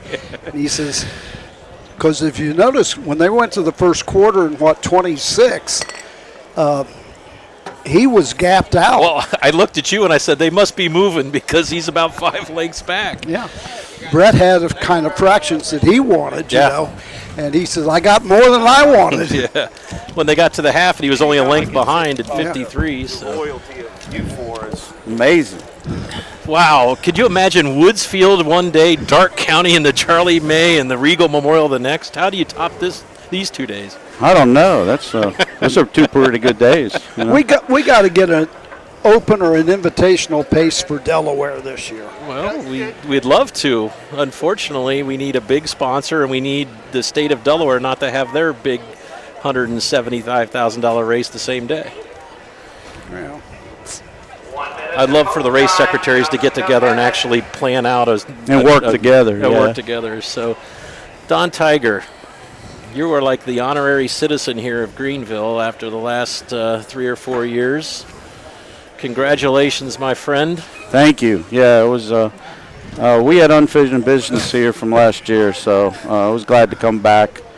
Tim Harless was kind of surprised I was coming back over because the horse was doing so good. But as people know, I'm a man of my word, and I told Doug Ballinger early in the meet and like Scioto I was coming, and I told Frank, I told Tim, I said this was on our schedule. So now, do you think there was a little Charlie May effect when you announced on Facebook that you were coming? Obviously, that probably kept the starters a lot fewer than the traditional 7 or 8. Yeah, and I did that by design because, I mean, some people enter this race, and if you're in against the world champion. And you would have drawn post 10. They would have put you in the 3rd tier the way you've been drawn. Probably. But, yeah, I thought it was the right thing to do to let everybody know we were coming. So What's next for Charlie May? The Ewart Memorial. Ewart Memorial on Super Night? Yep. It'll be a very super night if you could get it done again in front of the Columbus fans. Yeah, we're excited. The horse is phenomenal this year. He's really come into his own. Just couldn't be happier. Steve, Brett, everybody's been doing. Me and Brett had a good moment out on the track together, just the 2 of us to talk a little bit. And sometimes it's not about the purse; it's about having fun and showing off the animal, and that's what we did today. Real quick, did you ever think 5 years ago when you have a yearling that you would have a 47 pacer in a 50 flat on a county fair track? No, I've been asked that 100 times, and I'm a humble guy. I sometimes got to go home and look it up on the internet to make sure it happened, but it's a blessing, you know. Is it true you're now the most famous resident of Cannonsburg, Pennsylvania? I don't know. Ronnie Burke's from that town, so maybe second. And Roger lives in that town, so I'm third. Never mind. Point of question. Sipple Hanover started. What's that? The mayor. Yeah. Tell them the story. It's a great story, but they're getting ready to go to the race. We might have to do it after the race, but just a blessing. I bought her for $2,000, basically out of a sale no one wanted. So. $2,000 investment. Now almost $2 million return.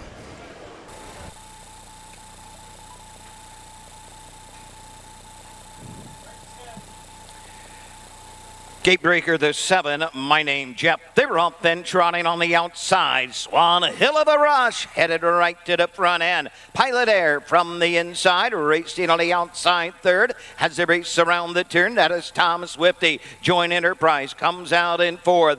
Can't Find Good Help racing next and trailing up field. My Name Jeff down the backside, going to the opening quarter on top. King Confidence, Swan, a hell of a rush, lead them by 3. Pilot Air second, gapped away. Tom Swifty, Joint Enterprise next and fourth. Then it's Can't Find Good Help, and My Name Jeff trails the field through an opening panel in even 30 seconds. Around the turn to the 3/8 they trot. Swan, a hell of a time on the front end. Pilot Air is second, racing third. Tom Swifty, Joint Enterprise racing fourth, racing fifth. Can't Find Good Help, and My Name Jeff trailing up field, straight alignment coming to the half on top. Swan Hill of a Rush by 2. Pilot Air second, racing third. Tom Swifty, the inside. Joint Enterprise racing on the outside. Can't Find Good Help, and My Name Jeff trails at the half in a minute and 2/5. Down the backside they go. Swan Hill of a Rush with the lead. Racing second, Pilot Air. Joint Enterprise skims the cones third. Racing fourth is Tom Swifty. Fifth on the outside. Can't Find Good Help, and My Name Jeff trails the field on the outside. Pilot Air, the inside, around the turn. Swan, a hell of a time. Racing third, Joint Enterprise. 1:30 and 3 for 3/4. They circle the far turn. They come to the top of the stretch, and a partial futurity for 2-year-old trotters. Swan, a hell of a rush, the leader. Joint Enterprise on the inside. Racing on the outside. Pilot Air through the lane, coming to the wire. Swan Hill of a time. Joint Enterprise home second. Third, Pilot Air.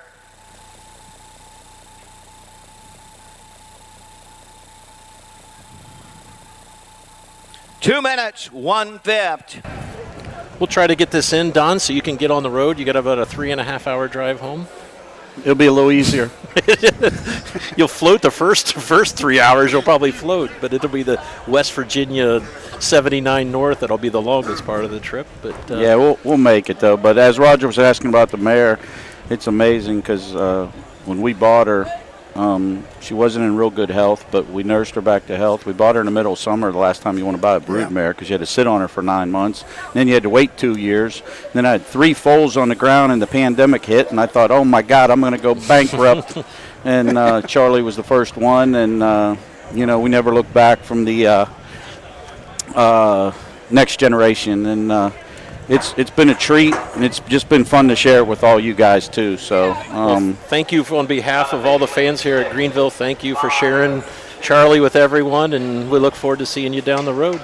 Yeah, we got a lot more unfinished business. Absolutely. So we're gonna carry the torch and see how far it takes us. Best of luck. Good luck to you. Thank you guys. Have a great night. Thank you, sir. Be careful going home. Always good to see you. Congratulations. Thanks, my man. Swan Hill of a Rush, gate to wire in 2 minutes and 1/5 for the second division of the 2-year-old partial futurity. Purse $13,435. Kane Kaufman sat chilly in the bike because he had the best by far. Maiden break in victory though here. First win in 7 career starts. Back in front of the stand, moving into the winner's circle. Your winner of the 11th race, the second division, the 2-year-old trot, Dr. Jim partial memorial futurity for $13,435. Number 6, One Hell of a Rush. The 2-year-old bay-gelded son of What the Hill out of the Swan for All mare. Black Swan, first of the season. Newberry Stable. Aglin Metro Services. P. Hovac of Ohio. Mike Paul Hamas trains. King Kaufman in the sulky. About 2 minutes and 1/5. Blanket by Hamilton Auto Sales.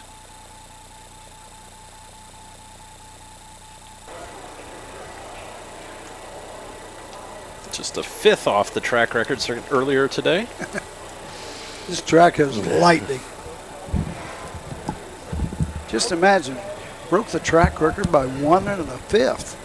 What? 1 and almost 1 2 seconds. 1/5. 1 4/5. It was 1:51 and 4. Or was it 51 and 4? That's what we said. I mean, yeah. Almost 2 seconds. We're about 30 yards. 9 lengths. And it couldn't happen for a guy any better than Don Tiger. Here's the way they finished. The 11th. Number 1 was Scratch. 2, Pilot Air. 3. 3, Can't Find Good Help. 5. 4, Tom Swifty. 4.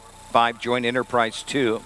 6, Swan, A Hell of a Rush, the winner. Number 7, My Name Jeff. 6. 30 seconds, 1 minute, 2/5, 1:30 and 3/5, 2 minutes and a 5th.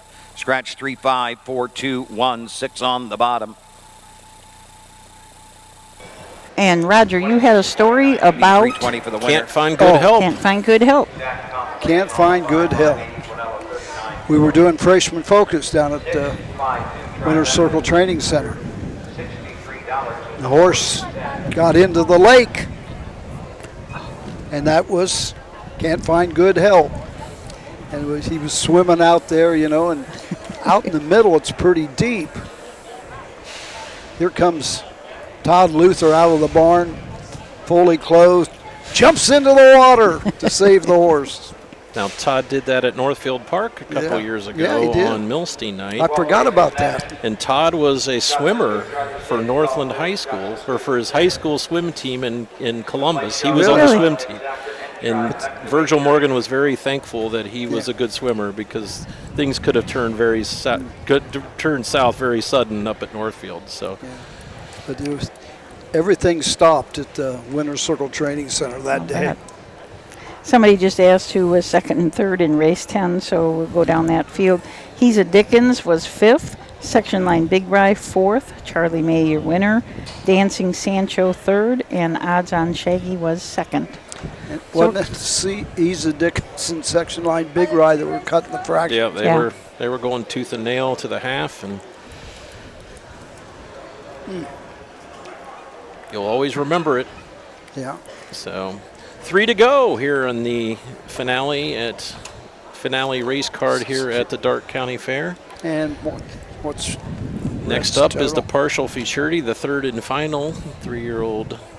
I can't say just fillies, because there's been some Colton Geldings with the fillies in some of these races. So filly pace, field of 6. Scott Cisco will drive the 6, Gulf Moon, and we'll talk about all 6 when we come back after these messages.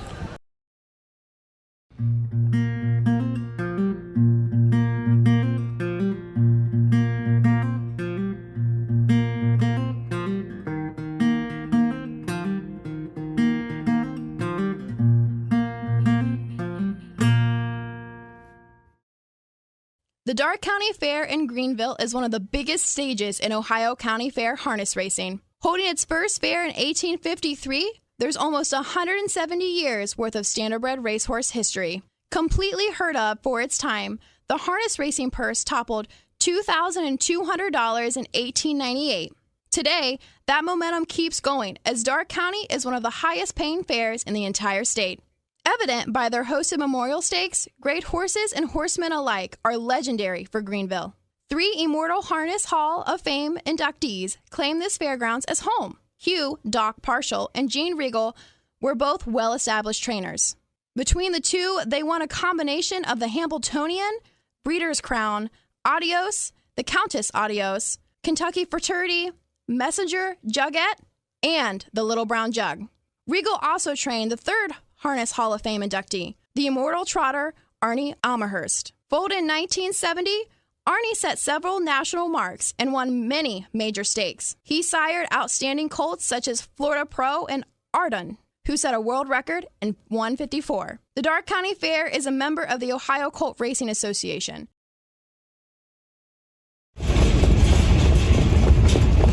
Hi, I'm Dean Gillespie, and I want to tell you about the Ohio Colt Racing Association. There's 19 member fairs, and they sponsor the Partial Futurity in Greenville, Ohio.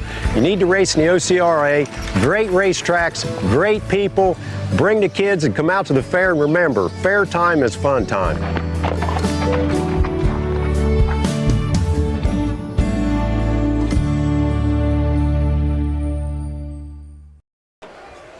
Welcome back to Darke County, Greenville, Ohio. We do have one more piece of unfinished business with Charlie May. If you would like to join the Charlie May fan club, you can send the checks to one Matt Clark. You're the president of the fan club. You can start charging people, right? Matt's been talking about Charlie May since the horse raced at Scioto Downs in the next generation, so I think Matt, you had a bigger smile at times than some of the immediate. Yeah, it was emotional. It really was. Yeah. So. And it's like you said, you remember where you are certain days, and we'll all remember being here to watch that race. Just think, Matt, you'll always remember you were with me the day that Charlie May broke the record too. You'll have to remember me forever now. No. I was lucky enough to get a hole-in-one one time, and it was in a golf league, and I said, oh, great, now I have to remember these three goofballs the rest of my life because they were in my foursome when it happened. Dana said, I don't know Don Tiger, but I feel like he's my buddy forever now. Well, he's made a lot of friends. He is that away. He's not, well, he's not the normal big owner that we have in the sport. He is a little guy. I can only think of one other horse that had a following close to Charlie May. That was Wiglet Jiglet. And now, I mean, Charlie May is, Wiglet Jiglet was probably more nationwide. But Charlie May for the Buckeye State, I think Don would agree, he's the fans' horse. Yeah. And as Don said, he's going to have more T-shirts next year. Always gives back. Yeah. For the 12th race, the third division, the partial futurity for 2-year-old Pacers, $11,155. Sponsored by Tiger Country 97.5 FM. These are the horses. Number 1, Illegal, the driver King Kaufman. Number 2, There She Is Again with Doug Rideout. Number 3, Brookview Easy with Michael Detweiler. The 4, Irreplaceable, Brett Miller drives. Number 5 is Naked on a Hill, driven by Jeff Nicesonger. And number 6, Golf Moon, Scott Cisco in the sulky. Field of 6 here for the partial, third and final division. Number 1 is Illegal. Mike Polhamus trains, co-owns with Kevin McQuinn. King Kaufman will look to go back-to-back here at Greenville. This one finished second, 2 back in the Ohio State Fair, and then won the Buckeye Stallion Series last start at Scioto Downs and won 53-4. Number 2 is There She Is Again. Kent Wilcox trains. Richard Kopp from Michigan is the owner. Doug Rideout will make the decisions. 1 win in 9 starts. That win was last time out right here over the Darke County Fairgrounds in 2 minutes, 2/5. Number 3 is Brookville Easy. Leander Schwartz trains for Black and White Racing. Michael Detweiler will drive. 0 for 13 on the season, but does have 5 second-place finishes. Was second, 4 and 5 back at Converse and Goshen on the Indiana Fair Circuit. Number 4 is Irreplaceable, Todd Luther for Greg Luther Racing. Brett Miller will look for 9,999. 1 win in 6 starts. That win is 155 flat at Scioto Downs in the Ohio Sire Stakes. Number 5 is Naked on a Hill. Mark Winters trains. Dennis Shanner is the owner from Wapakoneta. 3 wins, 3 seconds in 6 starts. Was second last time out in the Buckeye Stallion Series at Scioto Downs, individually timed in 1:53 and 2. Rounding out the field on the outside is the 6. Scott Skisko will drive Gulf Moon. Christy Noble trains for Tim Holman and Jim Burnett of Mainsville and Wilmington. 1 win in 4 starts. That win is 1:54 at Scioto Downs in the Buckeye Stallion Series. A small field of 6, but all 6 are very accomplished. Brett Miller has this race and the next. Can he win them both? He needs both for 10,000. What's interesting, Andy Miller just got his 10,000. He went into today's racing with 10,001 wins. So Brett's got a good chance of moving up the ladder a bit if he can. But he can't catch them because he has only got 2 more drives. Well, no, he can get to 10,000. Yep. Because I do think Brett drives a few more horses than Andy does. What an incredible night that would be for Brett Miller to drive Charlie May to a track record and well, and get I think he said wins. track records in every win today, practically. Yeah. So. Yep. If he just hadn't had that flat tire. Yeah. It always happens when you least expect it, right? Yeah. And I ate all those peanuts, so I'm praying I don't have bad luck on the way home. As Tim Harless said, they're going to have to repaint that whole sign because they got a new trotting track record and a new pacing track I'm sure record. Tim will not care. He'll be proud to take that to the local sign company and put 150 flat on it. Full gate of 6, all in behind the Mike Zuckerberg starting gate.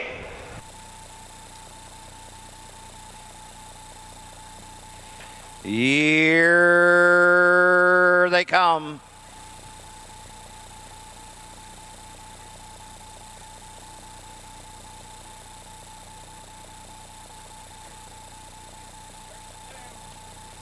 Gate breaker to the 2. There she is again. And they're off. Illegal for the lead. Racing on the outside. As they race into the turn, Irreplaceable will get the 2-hole trip for Brett Miller. Coming out in third as they race around the turn. Heading up the backside is Naked on a Hill. Racing fourth, Brookview Easy. Down the backside they go. Gulf Moon racing next and treading the field. There she is again. Straight alignment going to the opening quarter. King Coplin leads the way with Illegal by a length. Racing second, Irreplaceable, nose to helmet. Racing third is Naked on a Hill. Racing fourth, Brookview Easy as they race around the turn. Gulf Moon is next, and the Trader is, there she is again. 30 and a fifth for the opening quarter. At the 3/8 mark, Illegal, King Coplin, bring him into the lane for the first time. Right there, second is Irreplaceable. Passing the stands, coming to the halfway point. Racing next, Naked on a Hill. Here comes Brookview Easy, out and on the move at the outside. Gulf Moon on the outside, halfway home. Illegal, the leader, pinned in. Irreplaceable around the turn, 59 and 4. On the outside, Gulf Moon racing third. Racing fourth, Naked on a Hill. Down the backside they go, Illegal leader. Racing second on the outside. That's Gulf Moon, pinned in third. Irreplaceable on the outside, Naked on a Hill. Brookview Easy is next, and there she is again. Trails the field. They're into the far turn. Illegal the leader at the 3/4 mark. 3/4 in 128 and 2. Around the turn, Illegal by 2. On the inside, Irreplaceable is second. Coming 3 wide, Naked on a Hill. Off the turn, they're on their way home in the Partial Memorial. The leader, Illegal. Irreplaceable coming after the leader on the outside. Illegal coming to the line. Illegal second, Irreplaceable third, Naked on a Hill. 157. So the 10,000th win will not occur tonight. Looks like you have to go to Scioto Downs tomorrow night. Unless he can come up with a catch drive and no, wait a minute, it's an amateur. So it's an amateur. Yeah, I don't think he fit. Might not make the conditions. If you, who is the winningest amateur driver? Do you think? Is there any amateur drivers with 1,000 wins? You mean where? And nationwide. Oh, It's over 1,000 wins. I know Really? that Okay. because Boots Dunn over in Pennsylvania. I can remember when he got his 1,000th win, and that was probably 15, 20 years ago. So, but in those days, amateur racing wasn't as big as it is now. These amateur drivers, well, let's look at Steve Oldford. What does it show for Steve Oldford? Had the rail something. He has had 16 starts, 2 wins this season. Oh, that's wrong. He's had way more than 16 starts. That's 16 starts. This may be local. Local or something. Instead of North America, yeah. In Ohio or something. But Steve, I'm sure, has had 30 or 40 wins, races this year. Illegal took the early lead and never looked back. Well, the biggest challenge was going to be Irreplaceable sitting right on his back, and when Scott Cisco came at the half, you could see that it was nice to have him boxed in, and he couldn't shake free until mid-stretch, and by then the damage had been done. Number 1, Illegal. The Geo Bay Philippa Western Vintage out of the Mach 3 mare. Lemon Machine, baby. 4 for 5 this year, Mike Paul Hamas of Troy and Kevin McQuinn of Centerville owned. Mike Paul Hamas trains King Coppin, Greenville's King Coppin, second winner of the evening. Takes back-to-back partials. Illegal, King Coppin 157. Blanket by Tiger Country 97.5 FM. The winner 384.64.20. Exact 1140. Quinella 1140. Try 1740. Super $34.30. Number 1 Illegal, the winner. Number 2, there she is again, 6. Number 3, Brookview Easy 5. 4, Irreplaceable 2. Number 5, Naked on a Hill 3. And number 6, Golf Moon finished 4th in 157. 30-1, 59-4, 128-2, 165, 2, 3, 4 on the bottom. So how big is Don Tiger here in Darke County? The local radio station is called Tiger Country. Tiger. Kane Kaufman got his very first win in harness racing right here in Greenville, Ohio. The K-Man. Had one of the best comments of the night. Ben Davis said they weren't catching Illegal with a search warrant. I had to say a little story about Ray Francis, the chicken man. He was at Scioto, I'm thinking it was Saturday night, and they were doing Dunk the Drivers. And he was there. He wanted to dunk Chris Page and Brady Galliers. Kane Kaufman was in there. But what he did was it cost you $1 to throw the balls at the drivers, try and dunk them. He would come around, and all these kids would be in line, and he'd give each one of them $1 so that they could try again to dunk. And then a new group of kids would come, and he'd give them all $1 so that they could do that. I thought it was kind of a neat gesture from him to keep the kids involved in there. Was Jason Roth ever in the dunk tank? He was not. He was. You saved up too, didn't you? Yeah, I did. I had you lots had all of your money. milk money from years ago. I'm going to get them. Yep. We're on to the 13th, the last partial Memorial Stake of the 2023 season. And we'll talk about all 5 when we come back after these messages.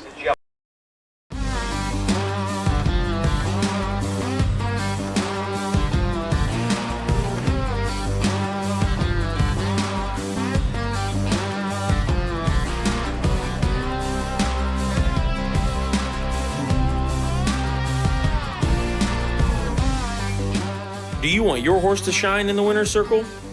Feed DAC Oil. It makes a world of difference.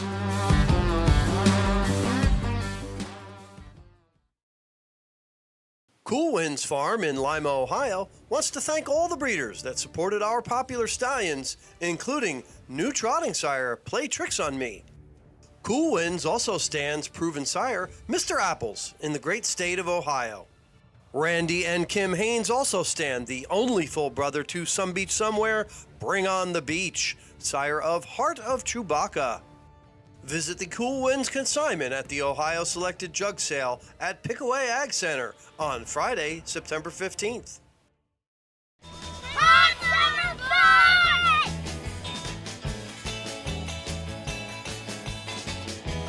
Sun's out, guns out, hot summer fun.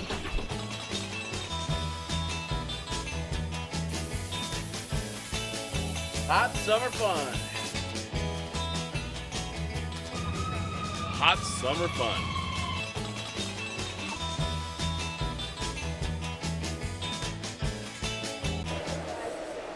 Hot summer fun.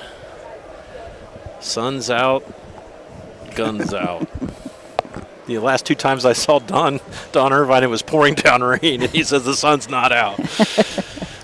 We've had the goofiest weather this year, Matt, you and I together. We've had 60-degree weather at Mansfield. We've had 3 inches of rain at Urbana. We've had 90 Did you hear? degrees. They said we got 3.5 inches of rain last night here. Well, there's Lake Greenville in the infield. Well, there's 2 lakes. There's another one in the first turn. Yeah.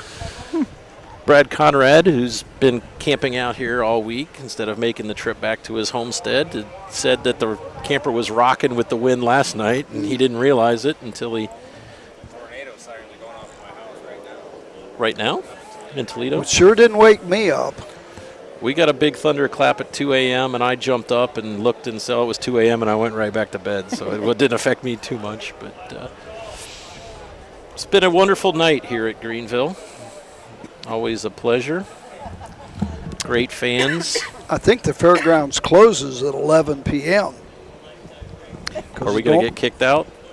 Well, Or are we going to get locked in? Midway looks pretty dark. I was going to buy you dinner, too, at one of your favorite stands, Roger, but if they're all closed when we leave. There's always McDonald's. Maybe not at midnight. No, they close at 11 as well. Okay.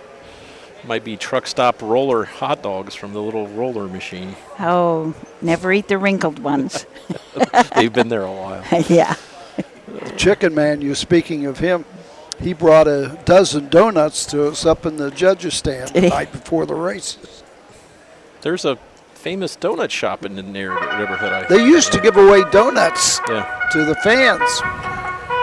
That is the call to the post for the 13th. Field of 5 will send it to Doug Ballinger. Purdy to post, 13th race. Second division. 3-year-old trot, partial memorial, $8,350. Sponsored by Mate Right Sandwich Shop, a field of 5.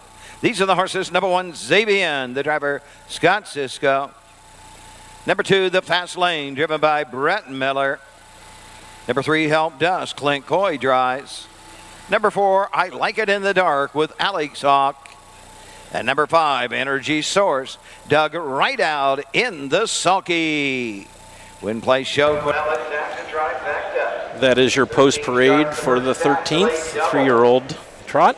Before we talk about these horses, someone asked, how do you remain an amateur if you win so many races? And Roger can explain. Well, in Boots Dunn's category, he drove only horses that he owned. Now, if he took a catch drive and drove somebody else's horse, he could not accept money for driving that horse. Amateurs are the same way. Each club donates money to a certain organization. The driver fees, and that's how they remain an amateur. Okay. You cannot take money. How many career amateur wins do you have, Roger? 19. I should have held the 1 and the 9 up. Yeah. What was your last win? Oh, I don't know. I can remember my last drive. Where was that? Finished second at Delaware with a horse trained by Danita Harvey. And this dead favorite. I should have won the race. And it's bugged him ever since. I didn't pull. I didn't pull going to 3/4. Got beat. Finished second. You won at least the 4 I times. told Nikki Harvey after the race, that's it. I quit. And I quit. Did you won? You won at least 4 times though at Delaware, did you not? 5, I think. Okay. And I also got disqualified once. But we're not going to talk about that one, at least right now. Xavier is your number 1. Scott Cisco trains. Jason Brewer trains. Scott Cisco drives for Kathy and Sherry Gobry. Over 26 lifetimes. This one was 5th place finish last time out here at Greenville. Number 2 is the Fast Lane. Todd Luther, Greg Luther. Brett Miller looks for 9999 here with the Muscle Hill Gelding. This one has 1 win in 5 starts. That win was at Scioto Downs in 54-4.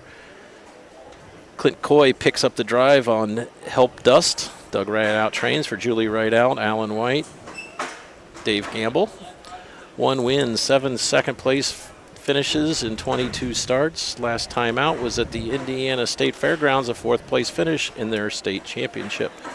Number 4 is I Like It in the Dark. Alex Hawk making his first drive of the night here for Russell Early of Delaware, Ohio. 4 wins and 16 starts. Was second by a neck at Greenville last time out. Rounding out the field of 5 is Energy Source. Doug Rideout trains and reigns for Julie Rideout, Alan White, and Dave Gamble. 5 wins and 21 starts. Last time out was 3rd place finish over Hoosier Park, non-winners of 2. I think my last win was at the Red Mile, horse trained by Jim Arlies Jr., if I remember. Finished 2nd at Delaware and went down to Lexington and won it in an amateur race there. Can't think of the name of the horse, but it was for Jim Arlies Jr. Gauge rolling at post time.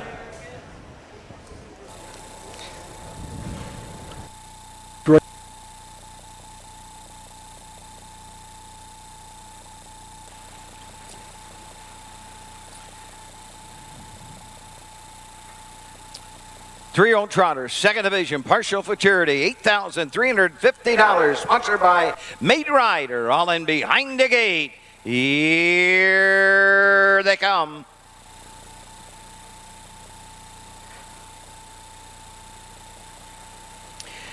They're off and trotting on the outside. Energy Source for the lead from the inside as they move into the turn. The Fast Lane, Help Dust around the turn, going to the opening quarter. Off stride, Help Dust is off stride. Up on the outside, Energy Source leads the way. On the outside, I Like It in the Dark, racing on the outside. The Fast Lane, Help Dust is on the gallop off stride. Xavier on the outside as they head up the backside, trotting to the opening quarter. Racing by that opening quarter on top of the field, leading the way, Energy Source. Doug Rideout take the field of trotters by the quarter and 30 and up 5th. Sitting the pocket 2nd around the turn. I Like It in the dark. The Fast Lane racing 3rd, racing 4th is Xavier. Help Dust trails the field. Passing the stands, first time they come on over to the halfway point. Field of trotters being led by Energy Source and Doug Rideout. They lead them by a length. Here comes Brett Miller on the outside with the Fast Lane. He's first up, 3rd inside. I Like It in the dark. Xavier moves to the outside, stacked up, 2nd over. Help Dust trails the field at the half. Halfway home in 1 minute and 4/5. On the 5/8 they go. The leader down the backside, Energy Source. The Fast Lane trotting up on the outside. The inside 3rd, I Like It in the dark. 4th on the outside, Xavier. 5 inside is Help Dust. They near 3/4. It's Energy Source with the lead. The Fast Lane on the outside, closing in with every stride. Just 3 parts of a length off the lead. I Like It in the dark is next. 3/4, 1:30 and up 5th. They come to the top of the stretch, and it is Energy Source turning for home by a length. The Fast Lane is 2nd. I Like It in a dark 3rd. They're off the turn. They're on their way home. It is Energy Source. I Like It in the dark. Energy Source. I Like It in the dark. And the Fast Lane.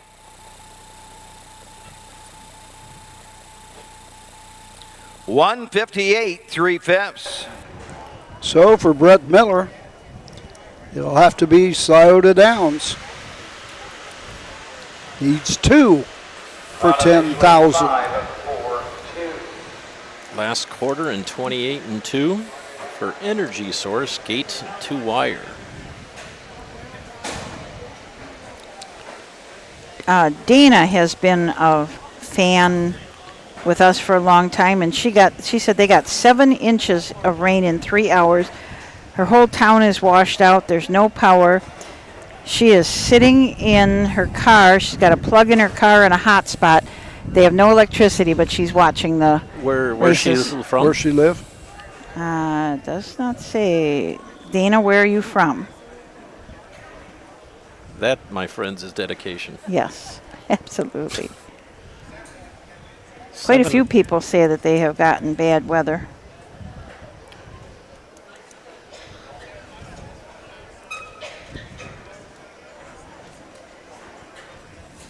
Dug right out, went right to the top, and never looked back to win here with Energy Source. Horse has a mark at 157 at Hoosier Park. 7/8 mile track. Here on the half, 58 and 3. Second edition of the 3-year-old trot. Dr. H.F. Parks Memorial Food Charity for $8,350. Sponsored by Made Right Sandwich Shop. Number 5, Energy Source. 3-year-old Big Yellow Son of Swan for All out of the Craze Mare, Party LePage. 6th of the season, Julie Rideout in partnership with Alan White and Dave Gamble own. Doug Rideout trains and drives the winner of the mile, 158 3/5.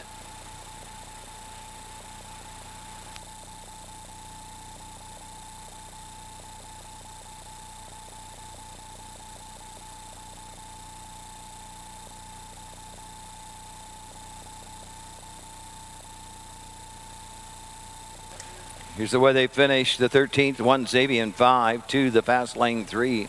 Number 3 Helped Us 4, I Like It in the Dark 2, 5 Energy Source the winner, 158 and 3, 30 and a fifth, a minute 4/5, 130 and 1, 5 3 4 2 1 on the bottom. The winner, $20.20, Alex Hawk may really like that trotter he had, because that's the only drive he had tonight, and he drive in just for this bet. I'm hearing myself going on a 3-second delay. That's why I'm stopping him. Yeah, sponsor of the last race was Made Right, an institution here in Greenville. It's like a sloppy Joe without the sauce. You asked about amateur drivers. We're having that weird delay. Yeah, we got. Anyway, you asked about amateur drivers. I should mention that if you raced money and you accepted money, then you have to go 10 years without accepting money to become an amateur driver again. Did you?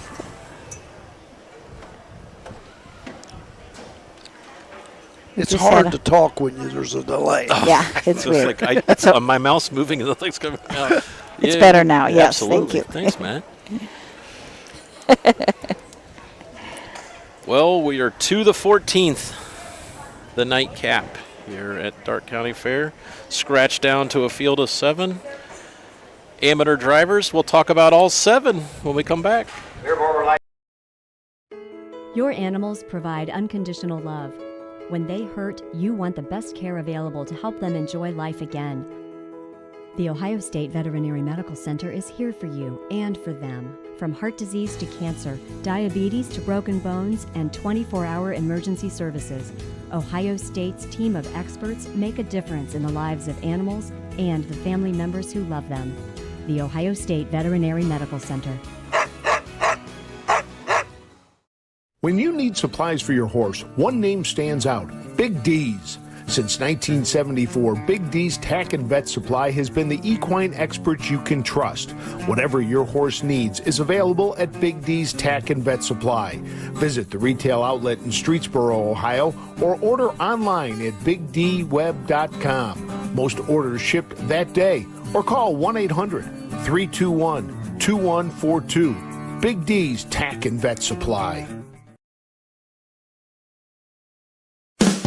With more than 300,000 horses in Ohio, the economic impact of the equine industry in the state is over $2.8 billion.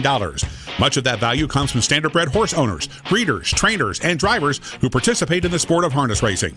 The mission of the Ohio Harness Horsemen's Association is to preserve, protect, promote, and serve the entire standardbred industry in Ohio and beyond. To learn more about the Ohio Harness Horsemen's Association, go to ohha.com. That's ohha.com.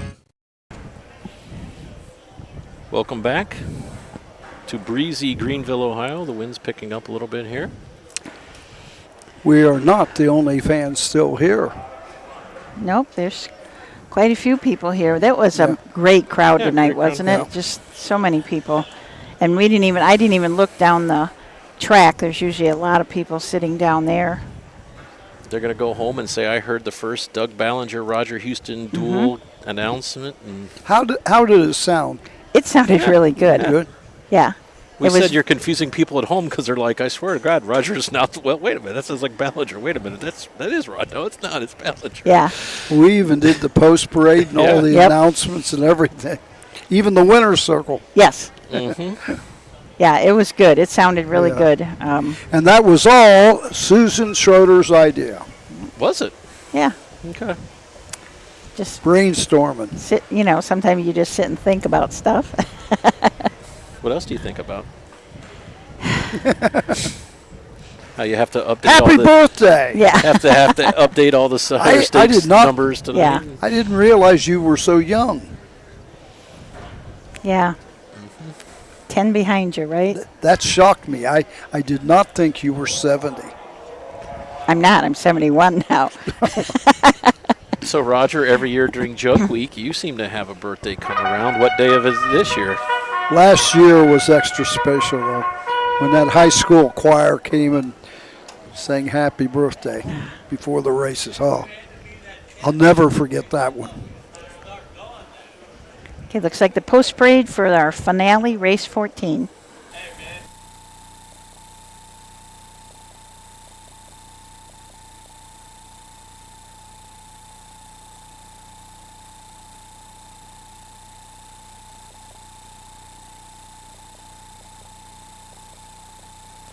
The horses are on the track for the 14th.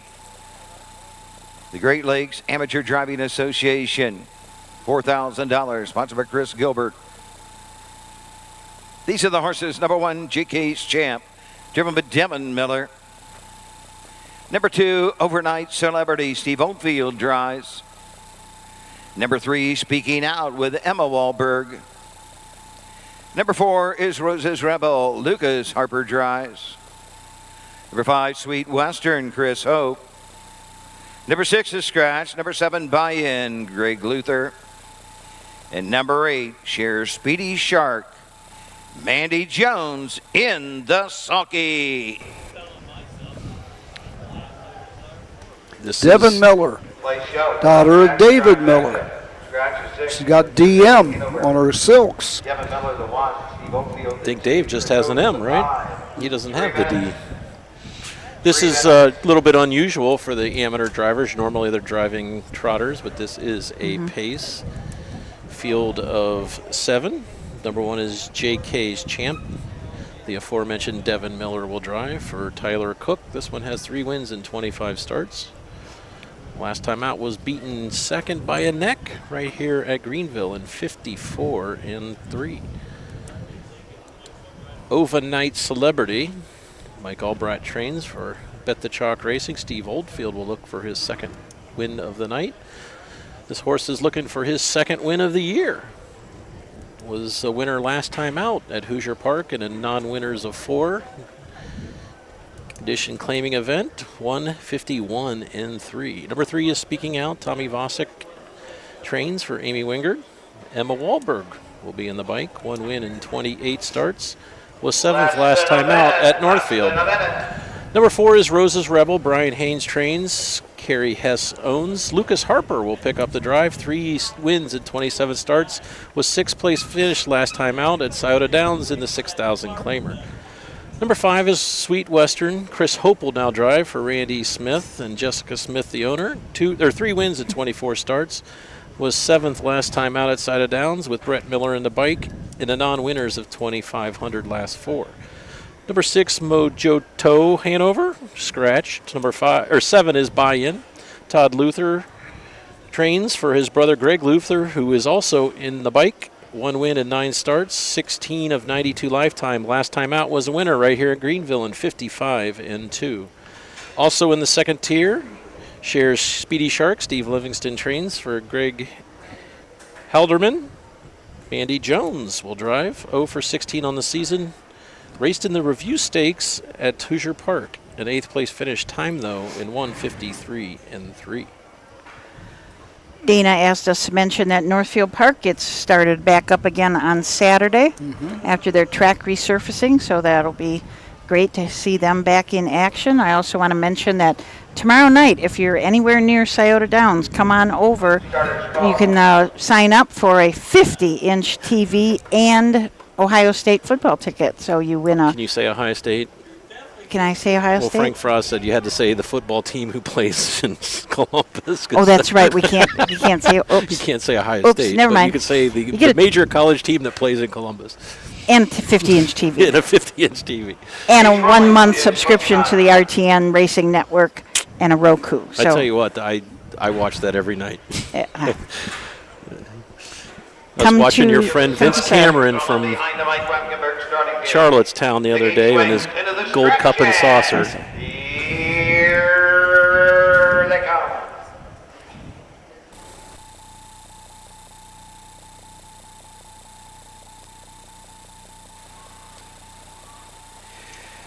They're off and pacing Rosa Rebel for the lead. JK's champ from the inside, from the second tier. Buy-in comes out in third as they race around the turn. Racing fourth into the turn. That is Overnight Celebrity up the inside from the second tier. Share Speedy Shark racing next as they head on over to the opening quarter. Sweet Western and trailing the field. Now is Rose's Rebel. Straight alignment. JK's champ. Devin Miller lead him by a length. Buy-in. Nose to helmet is second. 2 back to Share Speedy Shark third. Another 2 to Overnight Celebrity. Racing fifth is Speaking Out. Racing sixth to the outside. Sweet Western and trailing the field, Rose's Rebel. 28-3, a quick opening quarter. Coming into the lane first time. They come on over to the halfway point. Devin Miller, JK's champ, show the way. Second is Buy-in. Up on the outside. Racing third. Steve Oldfield and Overnight Celebrity. Racing fourth, Share Speedy Shark. Stacked up on the outside. Sweet Western. The end of the turn. It is Speaking Out. And on the outside, Rosa Rebel trails the field. 58-3, 4 in, 3 out. Up the backside they go.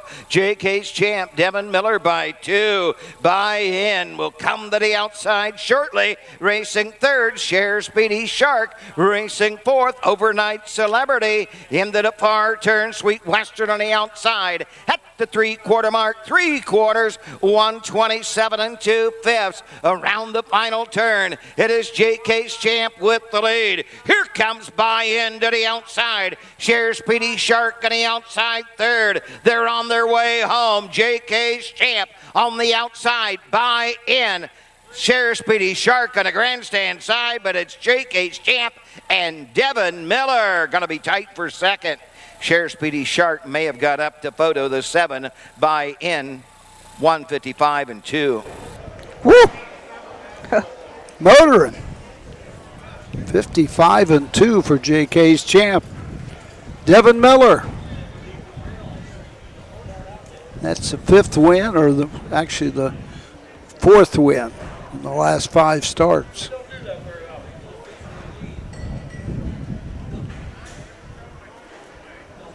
Wins in Massachusetts. Looks may have been a private purchase through one of the online auction sites, because came to Ohio and raced in Salina and Greenville, and another win here at Greenville. Very tight for second and third between number 7 Buy-in and Greg Luther, and 8 Did you see who beat JK's champ the last effort? He's a Dickens, the He's pace a setter. Dickens who's in the Regal.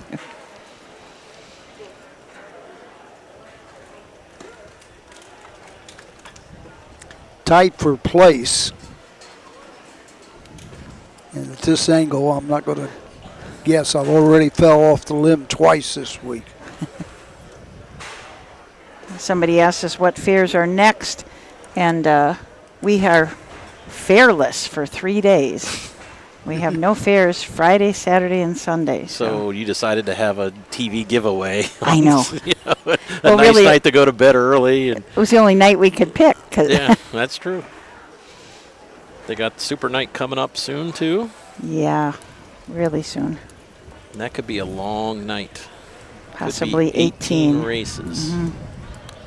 That's why I'm announcing at Northfield. Everybody's going to Scioto for Super Night. Here's your winner, the 14th and final. Great Lakes Amateur Driving Association, number 1, JK's champ. 5-year-old Bay Goat, son of JK and Benair out of the Genesis Beach Boy mare. Definite Desire, 4th of the season. Robert Rodriguez owns. Tyler Cook, the winning trainer. Devin Miller in the sulky, 155-2. Chris Gilbert. Presentation of Miller time. 28-3, 58-3, 127-2, 380, 220, 210. Exact to 187, 119.20. Quinella 44.80. Try 224.60. Late double 32.40. Here's where they finished. 1 JK's champ, the winner. 2 Overnight Celebrity 5, 3 Speaking Out 6. 4 Roses Rebel 7, 5 Sweet Western 4. 6 was Scratch, 7 Buy-In 3, 8 Share Speedy Shark 2. 155-2, 28-3, 58-3, 127-2. 156, 7, 4 Scratch 3. I said Miller time. 2. I got to tell that story. It was the year that David Miller won 10 races on Jug Day. And Phil Terry was in the pavilion tent with a few guys that they wanted to be a sponsor at Delaware, Ohio. And along about the 6th or 7th win for David Miller, and the guy and I said, "It's Miller time." The guy says, "Don't you have anybody by the name of Bud?" It was the people from Budweiser. Oh, that's good. Delmar Distributing. So true. That is Today good. really was Miller time. Yep. You had Was. Brett Miller winning 5. You Yeah. had Devin Miller winning the lid lifter here, or the finale. Numerous track records, a 150 mile, a Ballinger Houston mixtape. We had it all. everything. We had it Not all. at all. But most importantly, we had a great evening to showcase the fine animals here in the state of Ohio, and another safe night, which is always thankful for that. And we want to thank everyone. Take 3 days off, everyone. Recharge the batteries, because 5 days at Delaware will be here before you know it. It will. So recharge the batteries. If you're in Central Ohio, though, and you want to win a 50-inch TV or to watch a football game with a Division I school who plays on Lane Avenue in Columbus, Ohio, you could come and try to win tickets from them. So we want to thank everyone for watching. And with Matt Clark running the buttons, Roger Houston, Susan Schroeder, Jay Wolf, thanking everyone for your loyal support, and we look forward to seeing you at a track real soon. Caldwell and Mount Gilead Next up, Our next on up. the 20th. Mount Gilead's usually a 5:30 post or 4:30. So. Late afternoon, early evening. So thank you so much for letting me be a part of your evening. And as I said, we hope to see you at a track real soon. Be there.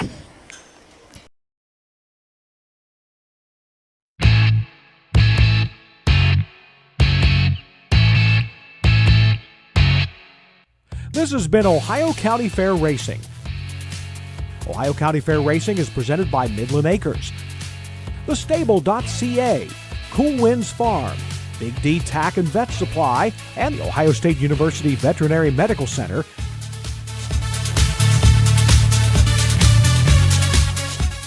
Ohio County Fair Racing is a presentation of the Ohio Harness Horsemen's Association.